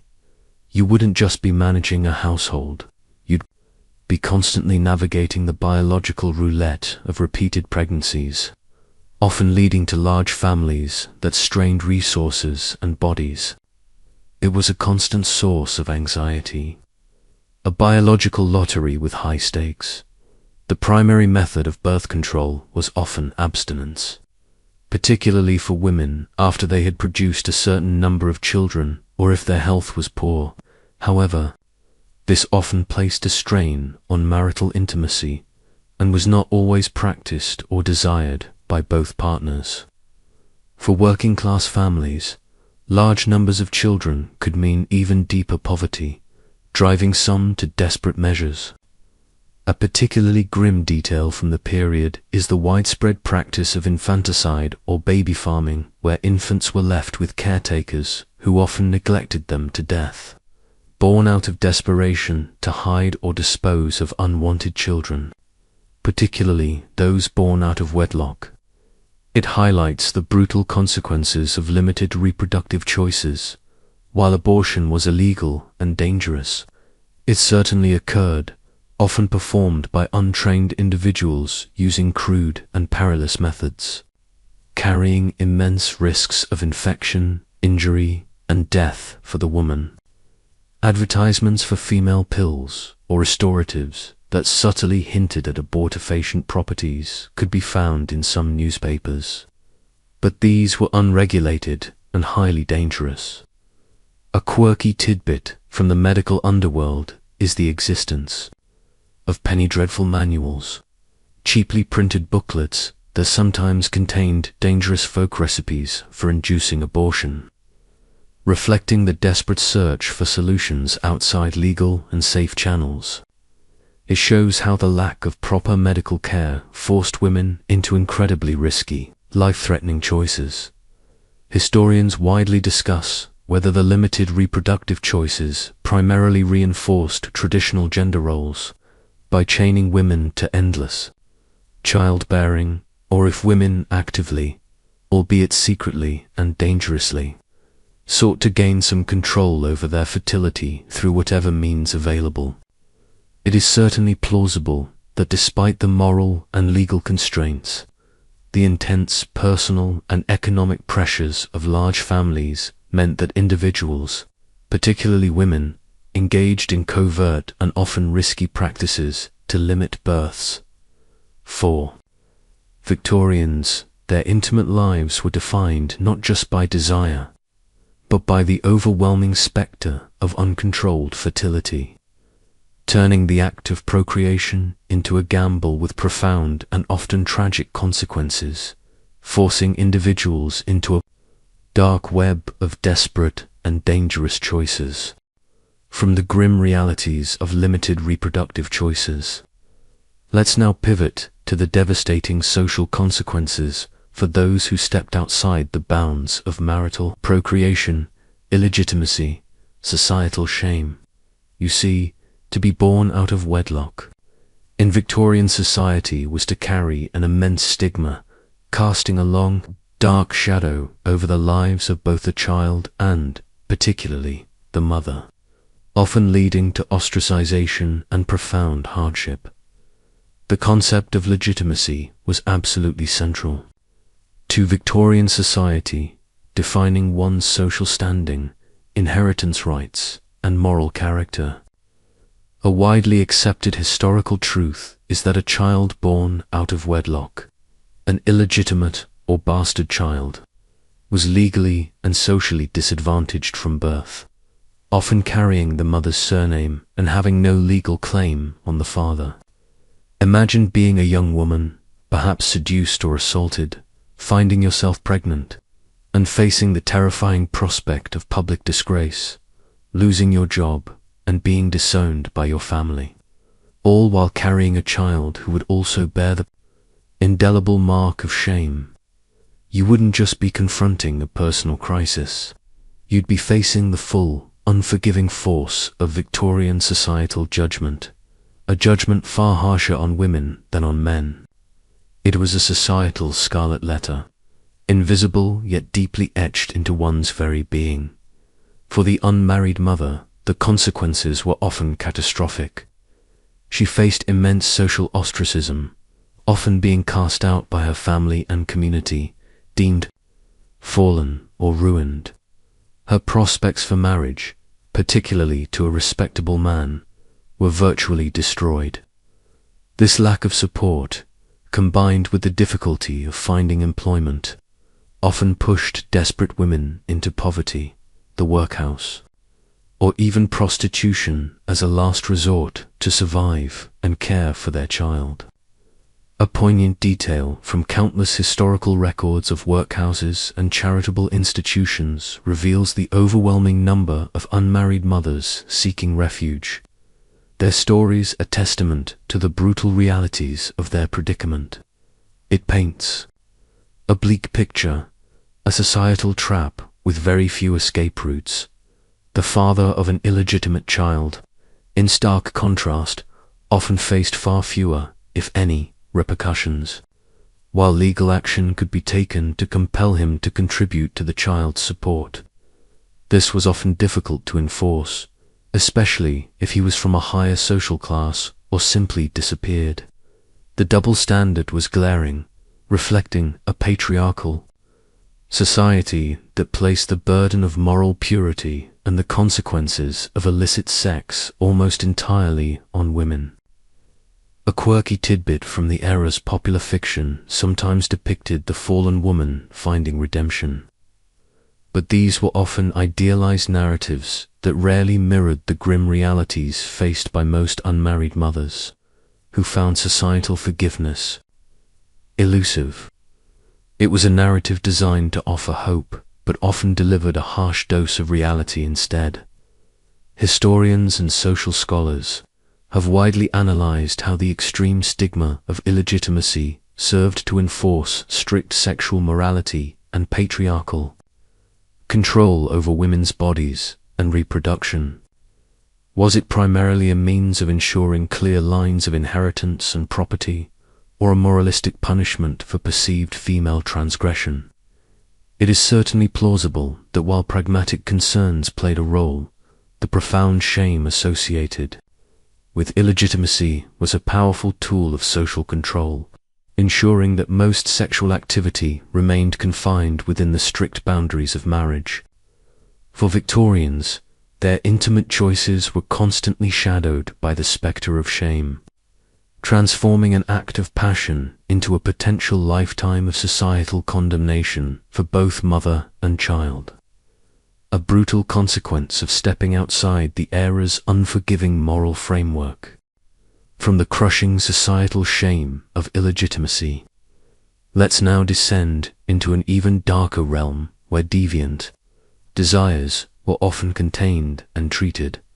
Asylums, sexual deviance, confinement. You see, Victorian mental institutions, far from being solely for the genuinely insane, often became places where individuals exhibiting non-normative sexual behaviors or expressions were confined, ostensibly for their cure.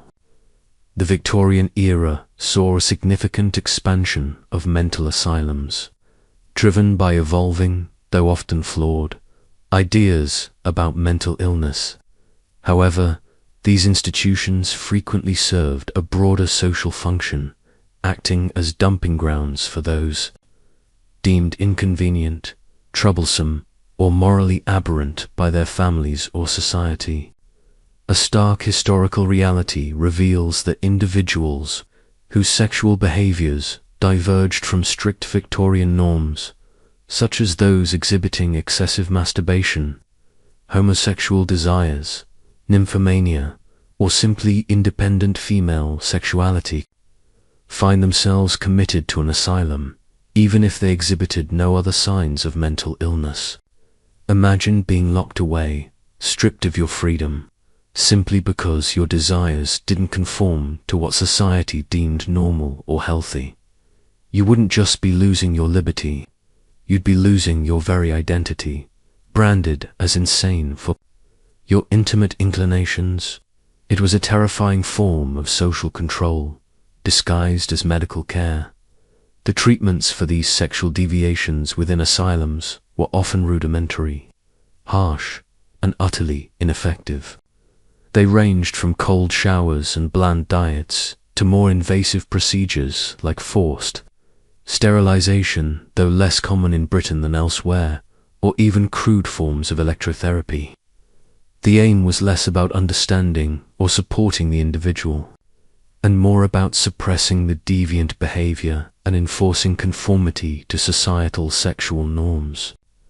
A chilling detail from asylum records sometimes shows doctors recording behaviors like unnatural affections or moral insanity linked explicitly to sexual expression, demonstrating how tightly intertwined morality and perceived mental illness were in the Victorian medical mind. It reveals a brutal side of their caring institutions. For many confined, the asylum became a permanent prison. Their insanity was confirmed by their unnatural sexual tendencies, creating a circular logic that justified their indefinite detention. This practice effectively removed inconvenient individuals from public view, preserving the facade of Victorian moral purity, while denying those confined any chance at a normal life or the expression of their true selves. A peculiar anecdote, though difficult to verify in every instance, describes cases where family members paid doctors to declare inconvenient relatives insane, often to hide embarrassing sexual behavior or to prevent an undesirable marriage. It certainly makes you wonder about the true motives behind some admissions. Contemporary historical analyses deeply question whether these asylum confinements truly aimed at therapeutic intervention, or if they primarily functioned as instruments of social control, designed to police and punish sexual nonconformity. It is certainly plausible that, operating within a limited understanding of mental health and a deeply moralistic worldview, Victorian society used asylums to uphold its strict sexual code, silencing and segregating those who threatened its fragile facade of respectability. For Victorians whose intimate lives did not fit the mold, these institutions stood as a stark and terrifying reminder that private desires, if discovered, could lead to public humiliation and the ultimate loss of freedom. A truly bizarre and tragic aspect of the era's approach to human sexuality. Stepping out of the unsettling confines of Victorian asylums, where sexual deviance was locked away. Let's now explore a pseudo-scientific obsession that attempted to read sexual character directly from the human body: phrenology, physiognomy, body readings. You see, these popular but ultimately baseless sciences claimed to unlock secrets about an individual's personality, intelligence, and even their sexual inclinations, simply by analyzing the shape of their skull or the features of their face. In the Victorian era, phrenology and physiognomy enjoyed widespread popularity, captivating both the educated elite and the general public. Phrenology claimed that a person's character traits, including their emotiveness, propensity for sexual love or conjugality, desire for marital companionship, corresponded to specific bumps and contours on the skull. Physiognomy focused on reading character from facial features, particularly the eyes, nose, and mouth. A generally accepted historical understanding confirms that these practices, though lacking any scientific basis, were embraced as ways to understand human nature and predict behavior. Imagine a stranger scrutinizing your forehead or jawline, confidently declaring insights into your deepest desires or your moral fiber, all based on a few measurements. You wouldn't just be meeting a fortune teller. You'd be encountering a scientific expert armed with charts and calipers, ready to reveal your intimate self. It was like a very public, very form of psychological profiling.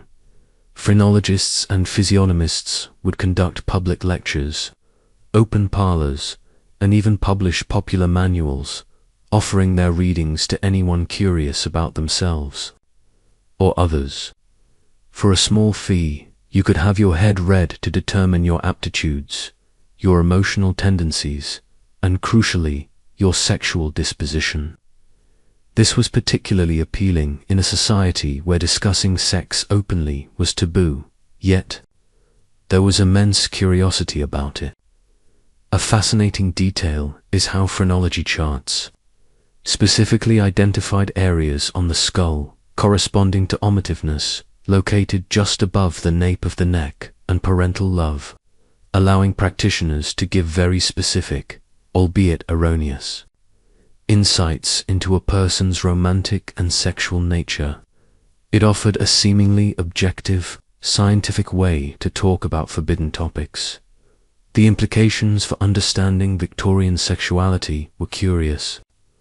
While these practices were pseudo-scientific, they offered a seemingly legitimate framework for discussing and analyzing sexual characteristics without resorting to explicit language. They also contributed to prevailing stereotypes, often linking certain physical traits to moral virtue or vice, including sexual deviance. A quirky tidbit is the use of phrenology in some Victorian courtship manuals, advising individuals to read the heads of potential spouses to ensure compatibility, including sexual compatibility. It was like dating advice, but based on bumps on the head, truly a bizarre way to vet a potential partner. Reflecting on these practices, many scholars question whether phrenology and physiognomy primarily served as a harmless parlor game, or if they contributed to harmful stereotypes and social judgments, particularly concerning sexuality. It is certainly plausible that while offering entertainment and a pseudo-scientific veneer, these body readings inadvertently reinforced existing prejudices and anxieties about desire, offering simplified explanations for complex human behaviors. For Victorians, their daily interactions were subtly influenced by these beliefs, encouraging them to scrutinize facial features and head shapes for clues about another person's hidden character and intimate inclinations, making the very human body a canvas for bizarre, speculative readings of desire. Moving from the pseudo-scientific attempts to decode desire from physical traits, let's now turn to the very real and often dramatic lengths Victorians went to when desire stepped outside the bounds of marriage: clandestine affairs, secret meetings. You see, in a society obsessed with respectability, illicit romances thrived in the shadows, requiring elaborate strategies, coded communications, and constant vigilance to avoid devastating exposure. The prevalence of clandestine affairs, despite the severe social consequences of discovery, is a well-established historical truth of the Victorian era. For those seeking intimacy or passion outside a often loveless or purely pragmatic marriage, secrecy was paramount. Imagine a wealthy businessman, ostensibly working late, secretly slipping away to a rented room or a secluded park bench to meet his lover. You wouldn't just be witnessing an act of infidelity. You'd be observing a high-stakes game of deception, where reputation, family, honor, and even economic stability hung in the balance. It was like living a spy novel, but with much higher emotional stakes and far less chance of a happy ending. The methods employed to maintain secrecy were often elaborate. Lovers used coded language in letters, feigned illnesses or business trips as excuses to meet, and relied on trusted servants or friends as go-betweens. Meeting places ranged from private lodging houses and rented rooms to discreet corners of public parks, or even veiled encounters at social events, where a brief, lingering touch or a meaningful glance had to suffice. A fascinating detail from historical letters and diaries reveals the sheer ingenuity and risk involved in these secret communications. with messages sometimes hidden inside books or disguised as innocent correspondence to avoid detection by prying eyes. It makes you marvel at the human capacity for subterfuge when love or lust is involved. The risks of discovery were immense. For men, exposure could lead to public scandal, damage to their business or political career, and even legal action, in the form of criminal conversation lawsuits where a wronged husband could sue his wife's lover for damages. For women, the consequences were far more catastrophic: social ruin, ostracization, potential loss of children and property, and the virtual impossibility of remarriage. The societal double standard ensured that the burden of shame fell disproportionately on the female partner. A quirky tidbit is the use of assignation houses in some larger cities, discreet establishments specifically designed for secret lovers, often featuring multiple exits and private parlors to minimize the chance of being seen together. It was like a very specialized, morally ambiguous hotel, built for illicit romance. Historians often examine these clandestine affairs to understand the true nature of intimacy and desire in a restrictive society. Did they represent genuine passion, thriving against the odds, or were they sometimes merely outlets for sexual frustration born of unhappy marriages? It is certainly plausible that while some affairs were fleeting and purely physical, others represented profound emotional connections that society simply refused to sanction, forcing authentic love into the shadows.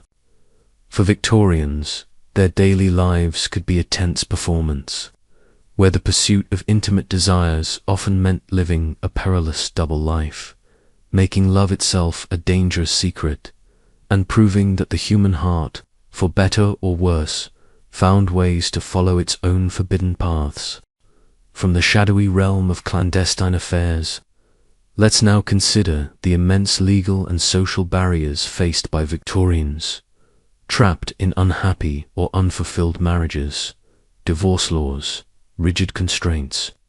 You see, ending a marriage in the Victorian era was a notoriously difficult, expensive, and often socially ruinous process, particularly for women, reflecting the era's deep-seated views on the sanctity of marriage and female subservience.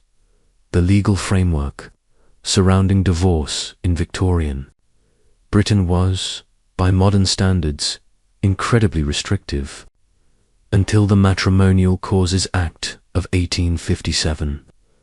Divorce was virtually impossible for ordinary people, requiring a costly and lengthy private act of Parliament, making it a privilege reserved almost exclusively for the very wealthy elite.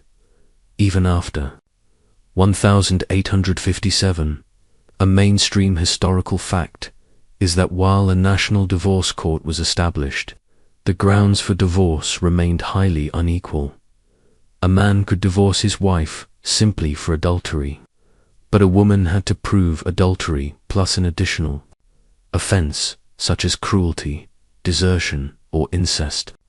Imagine being a woman in a miserable or abusive marriage, knowing that escaping it was almost an insurmountable legal and financial hurdle, and that even if you succeeded, your reputation would likely be in tatters. You wouldn't just be trapped in a bad relationship, you'd be trapped by the very laws of your society, with seemingly no way out.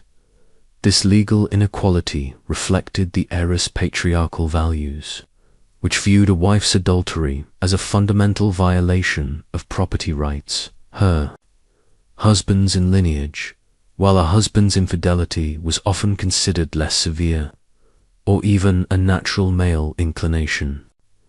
The process itself was public, humiliating, and incredibly expensive, involving barristers, court appearances, and detailed revelations of intimate marital failures.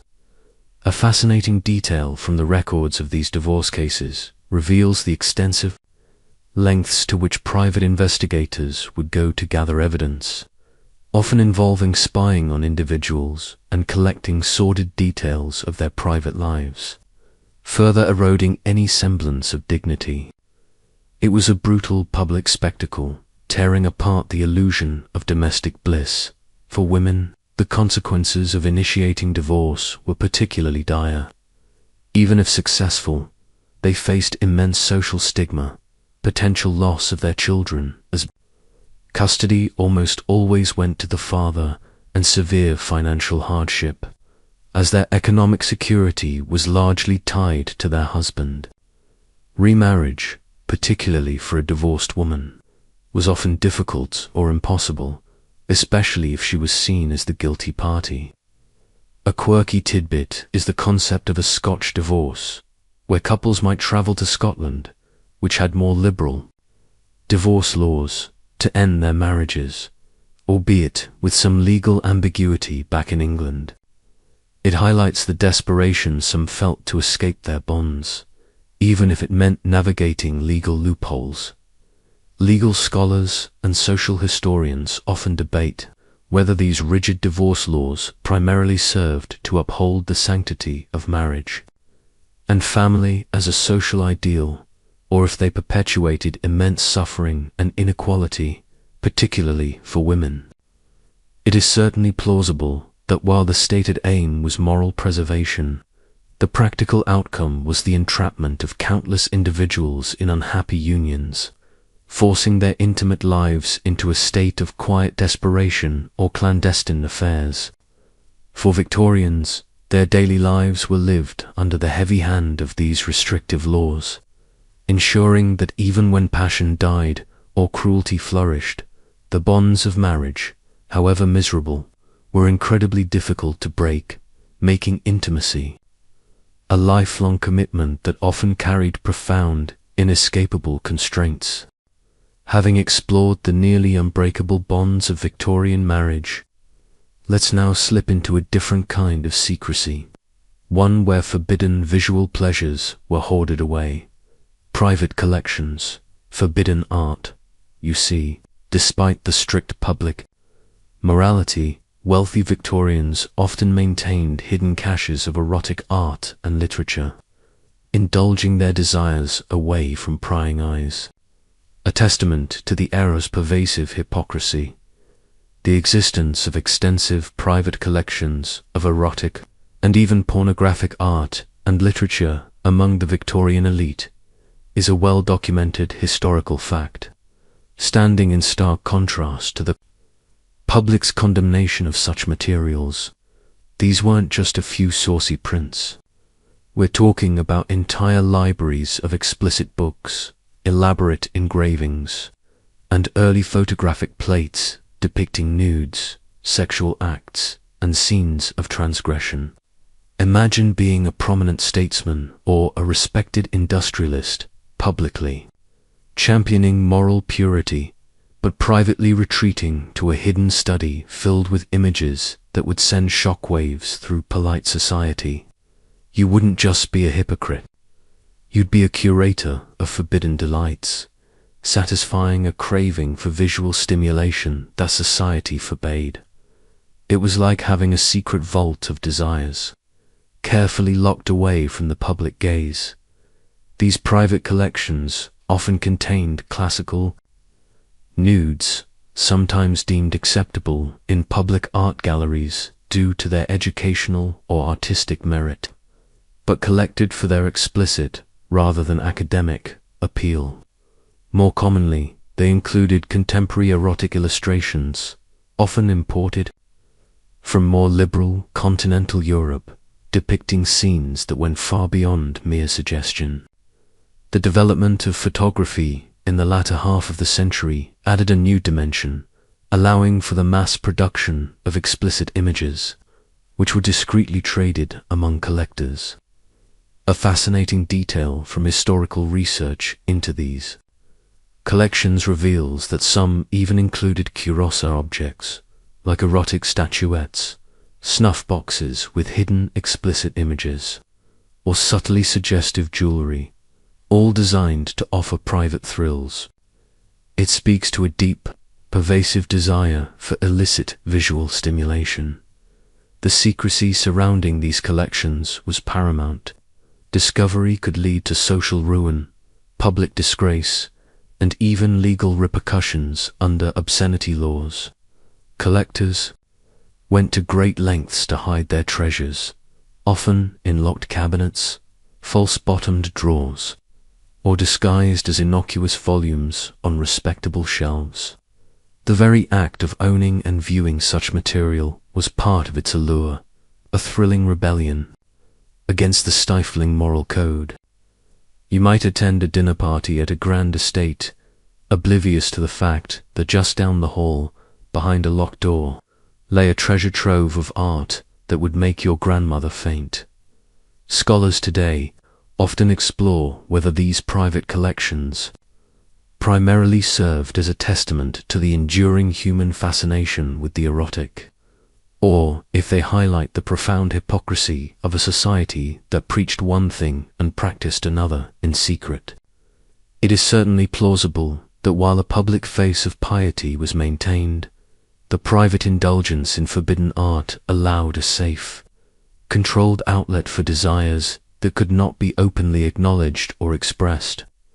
For Victorians, their intimate lives were sometimes marked by this duality, transforming their homes into repositories of secret desires, where art became a silent, illicit pleasure, and challenging the very notion of a universally pure Victorian soul. Leaving the hidden galleries of forbidden art, let's now consider an even more chilling and morally ambiguous practice that emerged from Victorian society's fascination with the body and its perceived abnormalities, medical curiosities, anatomical obsessions. You see, in an era of burgeoning scientific inquiry, bodies, particularly those deemed deviant or unusual in their sexual or physical characteristics, became objects of intense study, collection, and sometimes macabre public display.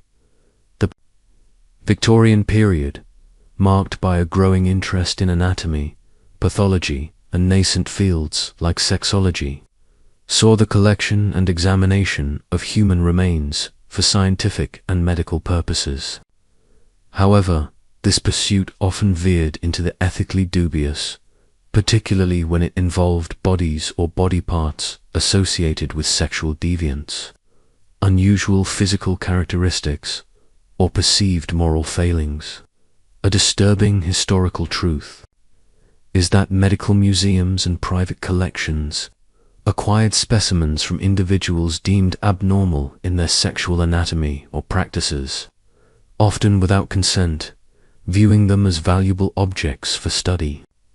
Imagine walking into a university lecture hall, or even a private study, and seeing preserved organs or even entire skeletal remains, labeled and displayed not just for scientific learning, but for their perceived deviant interest. You wouldn't just be witnessing scientific inquiry. You'd be seeing a chilling objectification of human beings, reduced to mere curiosities for examination, sometimes even for titillation. These collections sometimes included skeletal remains of individuals believed to have been hermaphrodites, intersex individuals, or brains and reproductive organs from those deemed sexually degenerate or insane due to their sexual proclivities. The purpose was often to find a physical basis for what was considered abnormal sexual behavior, reinforcing prevailing moral judgments through pseudo-scientific justification. A fascinating detail from the medical records of the era reveals detailed drawings and descriptions of such specimens, meticulously categorized and analyzed in an attempt to classify and understand human sexuality through a purely pathological lens. It was a bizarre blend of genuine scientific curiosity and outright moral prejudice, embalmed in formaldehyde. Beyond academic collections, some curiosities even found their way into less respectable venues, such as freak shows or traveling exhibitions, where individuals with unusual physical traits, which sometimes included ambiguous sexual characteristics, were paraded for public amusement. This practice, while exploiting the individuals involved, also served to reinforce societal norms by presenting deviance as a spectacle, simultaneously fascinating and horrifying the audience. A quirky tidbit from the public exhibition circuit is the often lurid advertising for such shows, promising glimpses of anatomical wonders or nature's mistakes, further blurring the line between medical education and exploitative entertainment. It truly highlights the voyeuristic side of Victorian society. Even when it came to the intimate details of the human body, modern bioethicists and historians grappled deeply with whether the collection and display of these medical curiosities represented a legitimate scientific endeavor in its historical context, or if it was primarily a manifestation of dehumanization, exploitation, and the use of science to reinforce social prejudices about sexual and physical normality. It is certainly plausible that while some genuine research was intended, the underlying fascination often stemmed from a desire to categorize and control what was deemed sexually unconventional, creating a macabre legacy. For Victorians, their daily lives could be touched by this unsettling practice, where the very bodies that defied norms in their intimate lives might become objects of chilling anatomical obsession, proving that even after death, the gaze of a moralizing society could still seek to define and display deviance. Having explored the unsettling anatomical obsessions of Victorian science, let's now pivot to the brave, often controversial, voices that dared to challenge the prevailing silence and moral rigidity surrounding sex. Sexual reformers, challenging norms. You see, while mainstream society preached prudery, a small but growing movement of thinkers, doctors, and activists began to advocate for more open discussions, greater sexual education, and even reforms to oppressive laws, laying groundwork for future changes. The Victorian era, despite its public conservatism, was not entirely monolithic in its views on sexuality. A fundamental historical truth is that by the latter half of the century, a nascent movement of social and sexual reformers began to emerge, quietly at first, then more vocally, pushing against the rigid boundaries of public discourse. These individuals believed that silence and ignorance surrounding sex led to widespread suffering, disease, and hypocrisy. Imagine being a courageous doctor or an outspoken activist, knowing that by simply advocating for sexual education or open discussion, you risked public condemnation, ridicule, and potentially ruin. You wouldn't just be challenging social norms, you'd be challenging deeply ingrained moral and religious beliefs, a truly daunting task. It was like shouting into a strong wind, hoping your message would somehow carry. These reformers came from diverse backgrounds. Some were medical professionals who saw the devastating effects of venereal disease and unwanted pregnancies, advocating for better public health education. Others were feminists who fought for women's reproductive rights and challenged the sexual double standard. Still others were early sexologists, attempting to apply scientific methods to the study of human sexuality, seeking to understand its diverse manifestations rather than simply condemn them. A fascinating detail from this period is the formation of secret societies or private discussion groups, where taboo subjects like contraception, prostitution reform, or even same-sex attraction could be debated among like-minded individuals, far from public scrutiny. These clandestine gatherings were vital incubators for revolutionary ideas. The efforts of these reformers were often met with fierce resistance, ridicule, and censorship, Publications advocating for sexual education or birth control were often seized, and their authors prosecuted for obscenity. Those who openly discussed prostitution or venereal disease were accused of corrupting public morals. Yet, despite the backlash, their persistent efforts slowly began to chip away at the edifice of Victorian prudery, bringing previously unmentionable topics into the fringes of public consciousness. A quirky tidbit is the surprisingly detailed, though often disguised, advice on marital hygiene or responsible parenthood that sometimes slipped past censors in seemingly innocuous health manuals, offering coded guidance to those who sought it. It was like a game of cat and mouse, with knowledge as the elusive prize. Many contemporary analyses today explore whether these early sexual reformers were truly ahead of their time, bravely advocating for modern concepts of sexual freedom, or if their views were still deeply rooted in Victorian moral frameworks, merely seeking to manage or regulate sexuality more healthily within those existing norms. It is certainly plausible that while their ideas seem progressive to us, they were often still influenced by the very societal anxieties they sought to address. For Victorians, their daily lives, for a select few, involved the perilous, yet ultimately foundational, work of challenging the very strictures that governed intimacy, laying the crucial, if slow, groundwork for a future where conversations about desire could finally emerge from the shadows.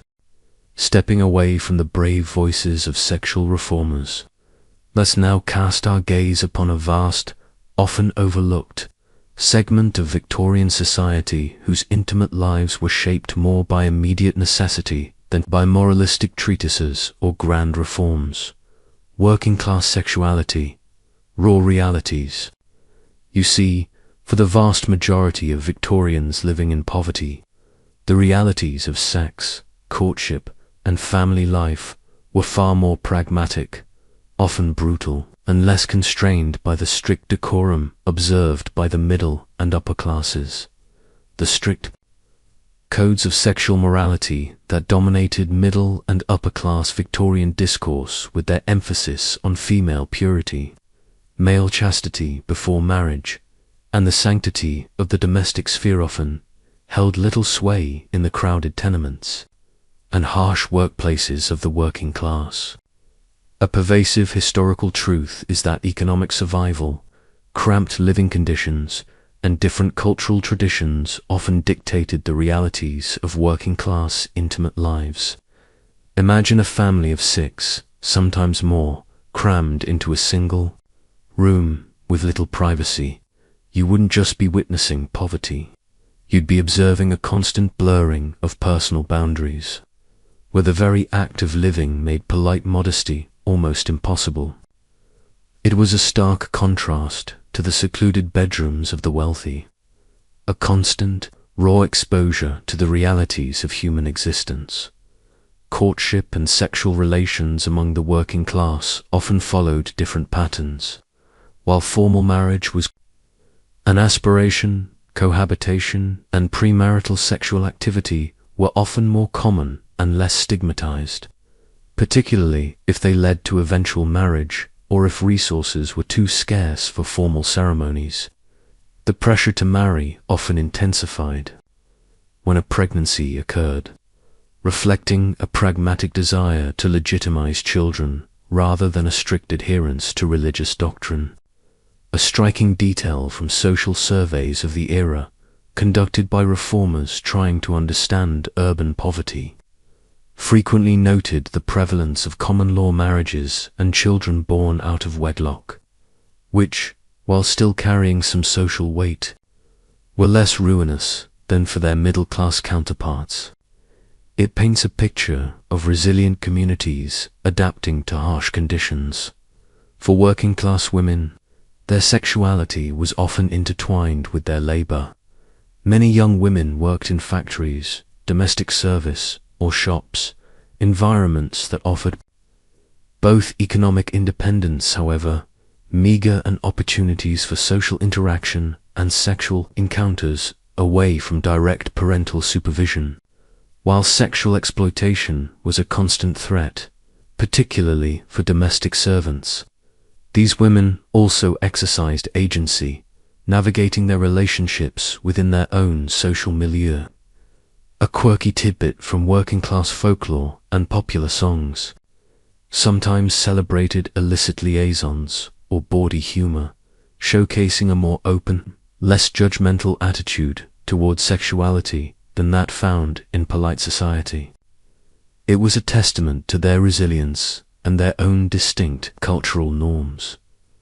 Many contemporary historians emphasize that the study of working-class sexuality challenges the monolithic view of Victorian prudery, revealing a more nuanced and diverse sexual landscape. Was their seeming looser morality a result of moral degradation due to poverty, as some contemporary middle-class observers argued, or a more pragmatic adaptation to their challenging circumstances, reflecting different cultural values? It is certainly plausible that while economic hardship shaped many aspects of their lives, working-class communities developed their own informal norms and coping mechanisms regarding sexuality, prioritizing communal support and survival over abstract moral codes. For Victorian working-class individuals, their intimate lives were a raw, unfiltered response to their environment, a testament to the enduring human capacity for connection and desire, even amidst the harshest of realities. Having explored the raw realities of working-class sexuality, let's now bring our intricate journey through Victorian intimacy to its thoughtful conclusion, reflecting on its enduring impact. Victorian legacy, enduring shadows. You see, the era's complex, often contradictory attitudes towards sex and desire didn't simply vanish with the turn of the century. They cast long, fascinating shadows that continue to influence our modern understanding of morality, gender, and intimacy, even today. The Victorian era, with its rigid public decorum and hidden private desires, created a powerful cultural blueprint that deeply shaped subsequent generations.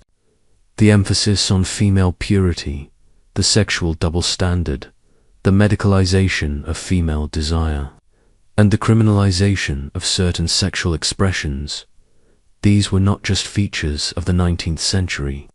They became deeply embedded in Western societal norms, influencing laws, social expectations, and individual psyches for decades, even centuries, to come. A foundational historical truth is that many of the sexual taboos and anxieties we grappled with in the 20th century, and even some that persist today, can trace their origins directly back to Victorian moral codes and their efforts to control human sexuality. Imagine looking at a modern advertisement or a public debate about sexual freedom and recognizing echoes of Victorian anxieties about indecency or moral decay. You wouldn't just be observing contemporary culture, you'd be seeing the subtle, lingering influence of an era long past. It's like finding a Victorian ghost in your modern sensibilities, quietly influencing your perspective. The era's bizarre attempts to cure masturbation, its medicalization of hysteria, and its creation of strict social categories for sexual behavior left a complicated inheritance for future generations of medical professionals and psychologists. While these practices were eventually discredited, the underlying tendency to pathologize or control non-normative sexual expressions continued in different forms. A fascinating detail is how some early 20th century sexologists, even as they broke new ground, still sometimes used Victorian moralistic language to frame their discussions, showing how deeply ingrained the era's ideas truly were, even in those who sought to challenge them. It's a subtle reminder that even progress often carries the imprints of the past. Yet, the Victorian era also laid some groundwork for eventual sexual liberation, albeit inadvertently. The very extremity of its prudery and the widespread hypocrisy it bred eventually sparked backlash and reform movements. The brave voices of early sexual reformers who dared to speak about contraception or venereal disease sowed seeds that would blossom into more open discussions in the 20th century. The sheer volume of underground pornography and the pervasive reality of prostitution, despite repression, demonstrated the enduring and irrepressible nature of human desire, forcing society to eventually confront its own contradictions.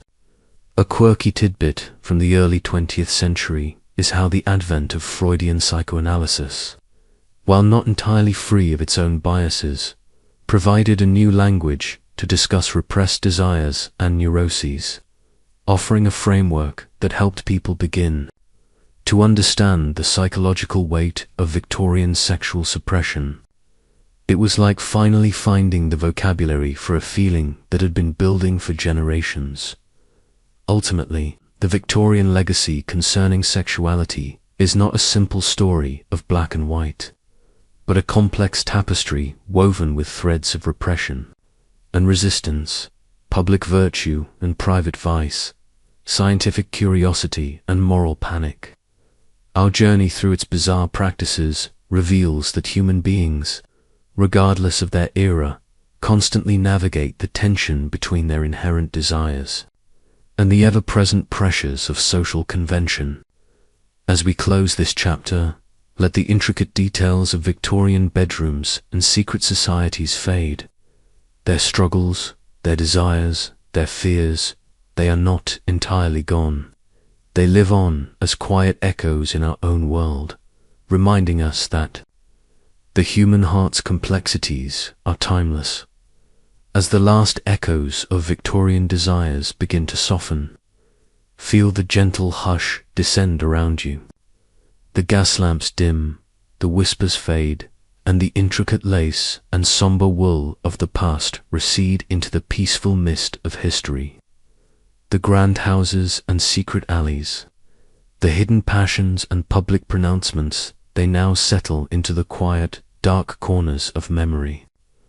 All the strange realities, the surprising behaviors, and the complex human experiences we've explored tonight are now gently tucked away, becoming part of the vast, comforting silence of the night.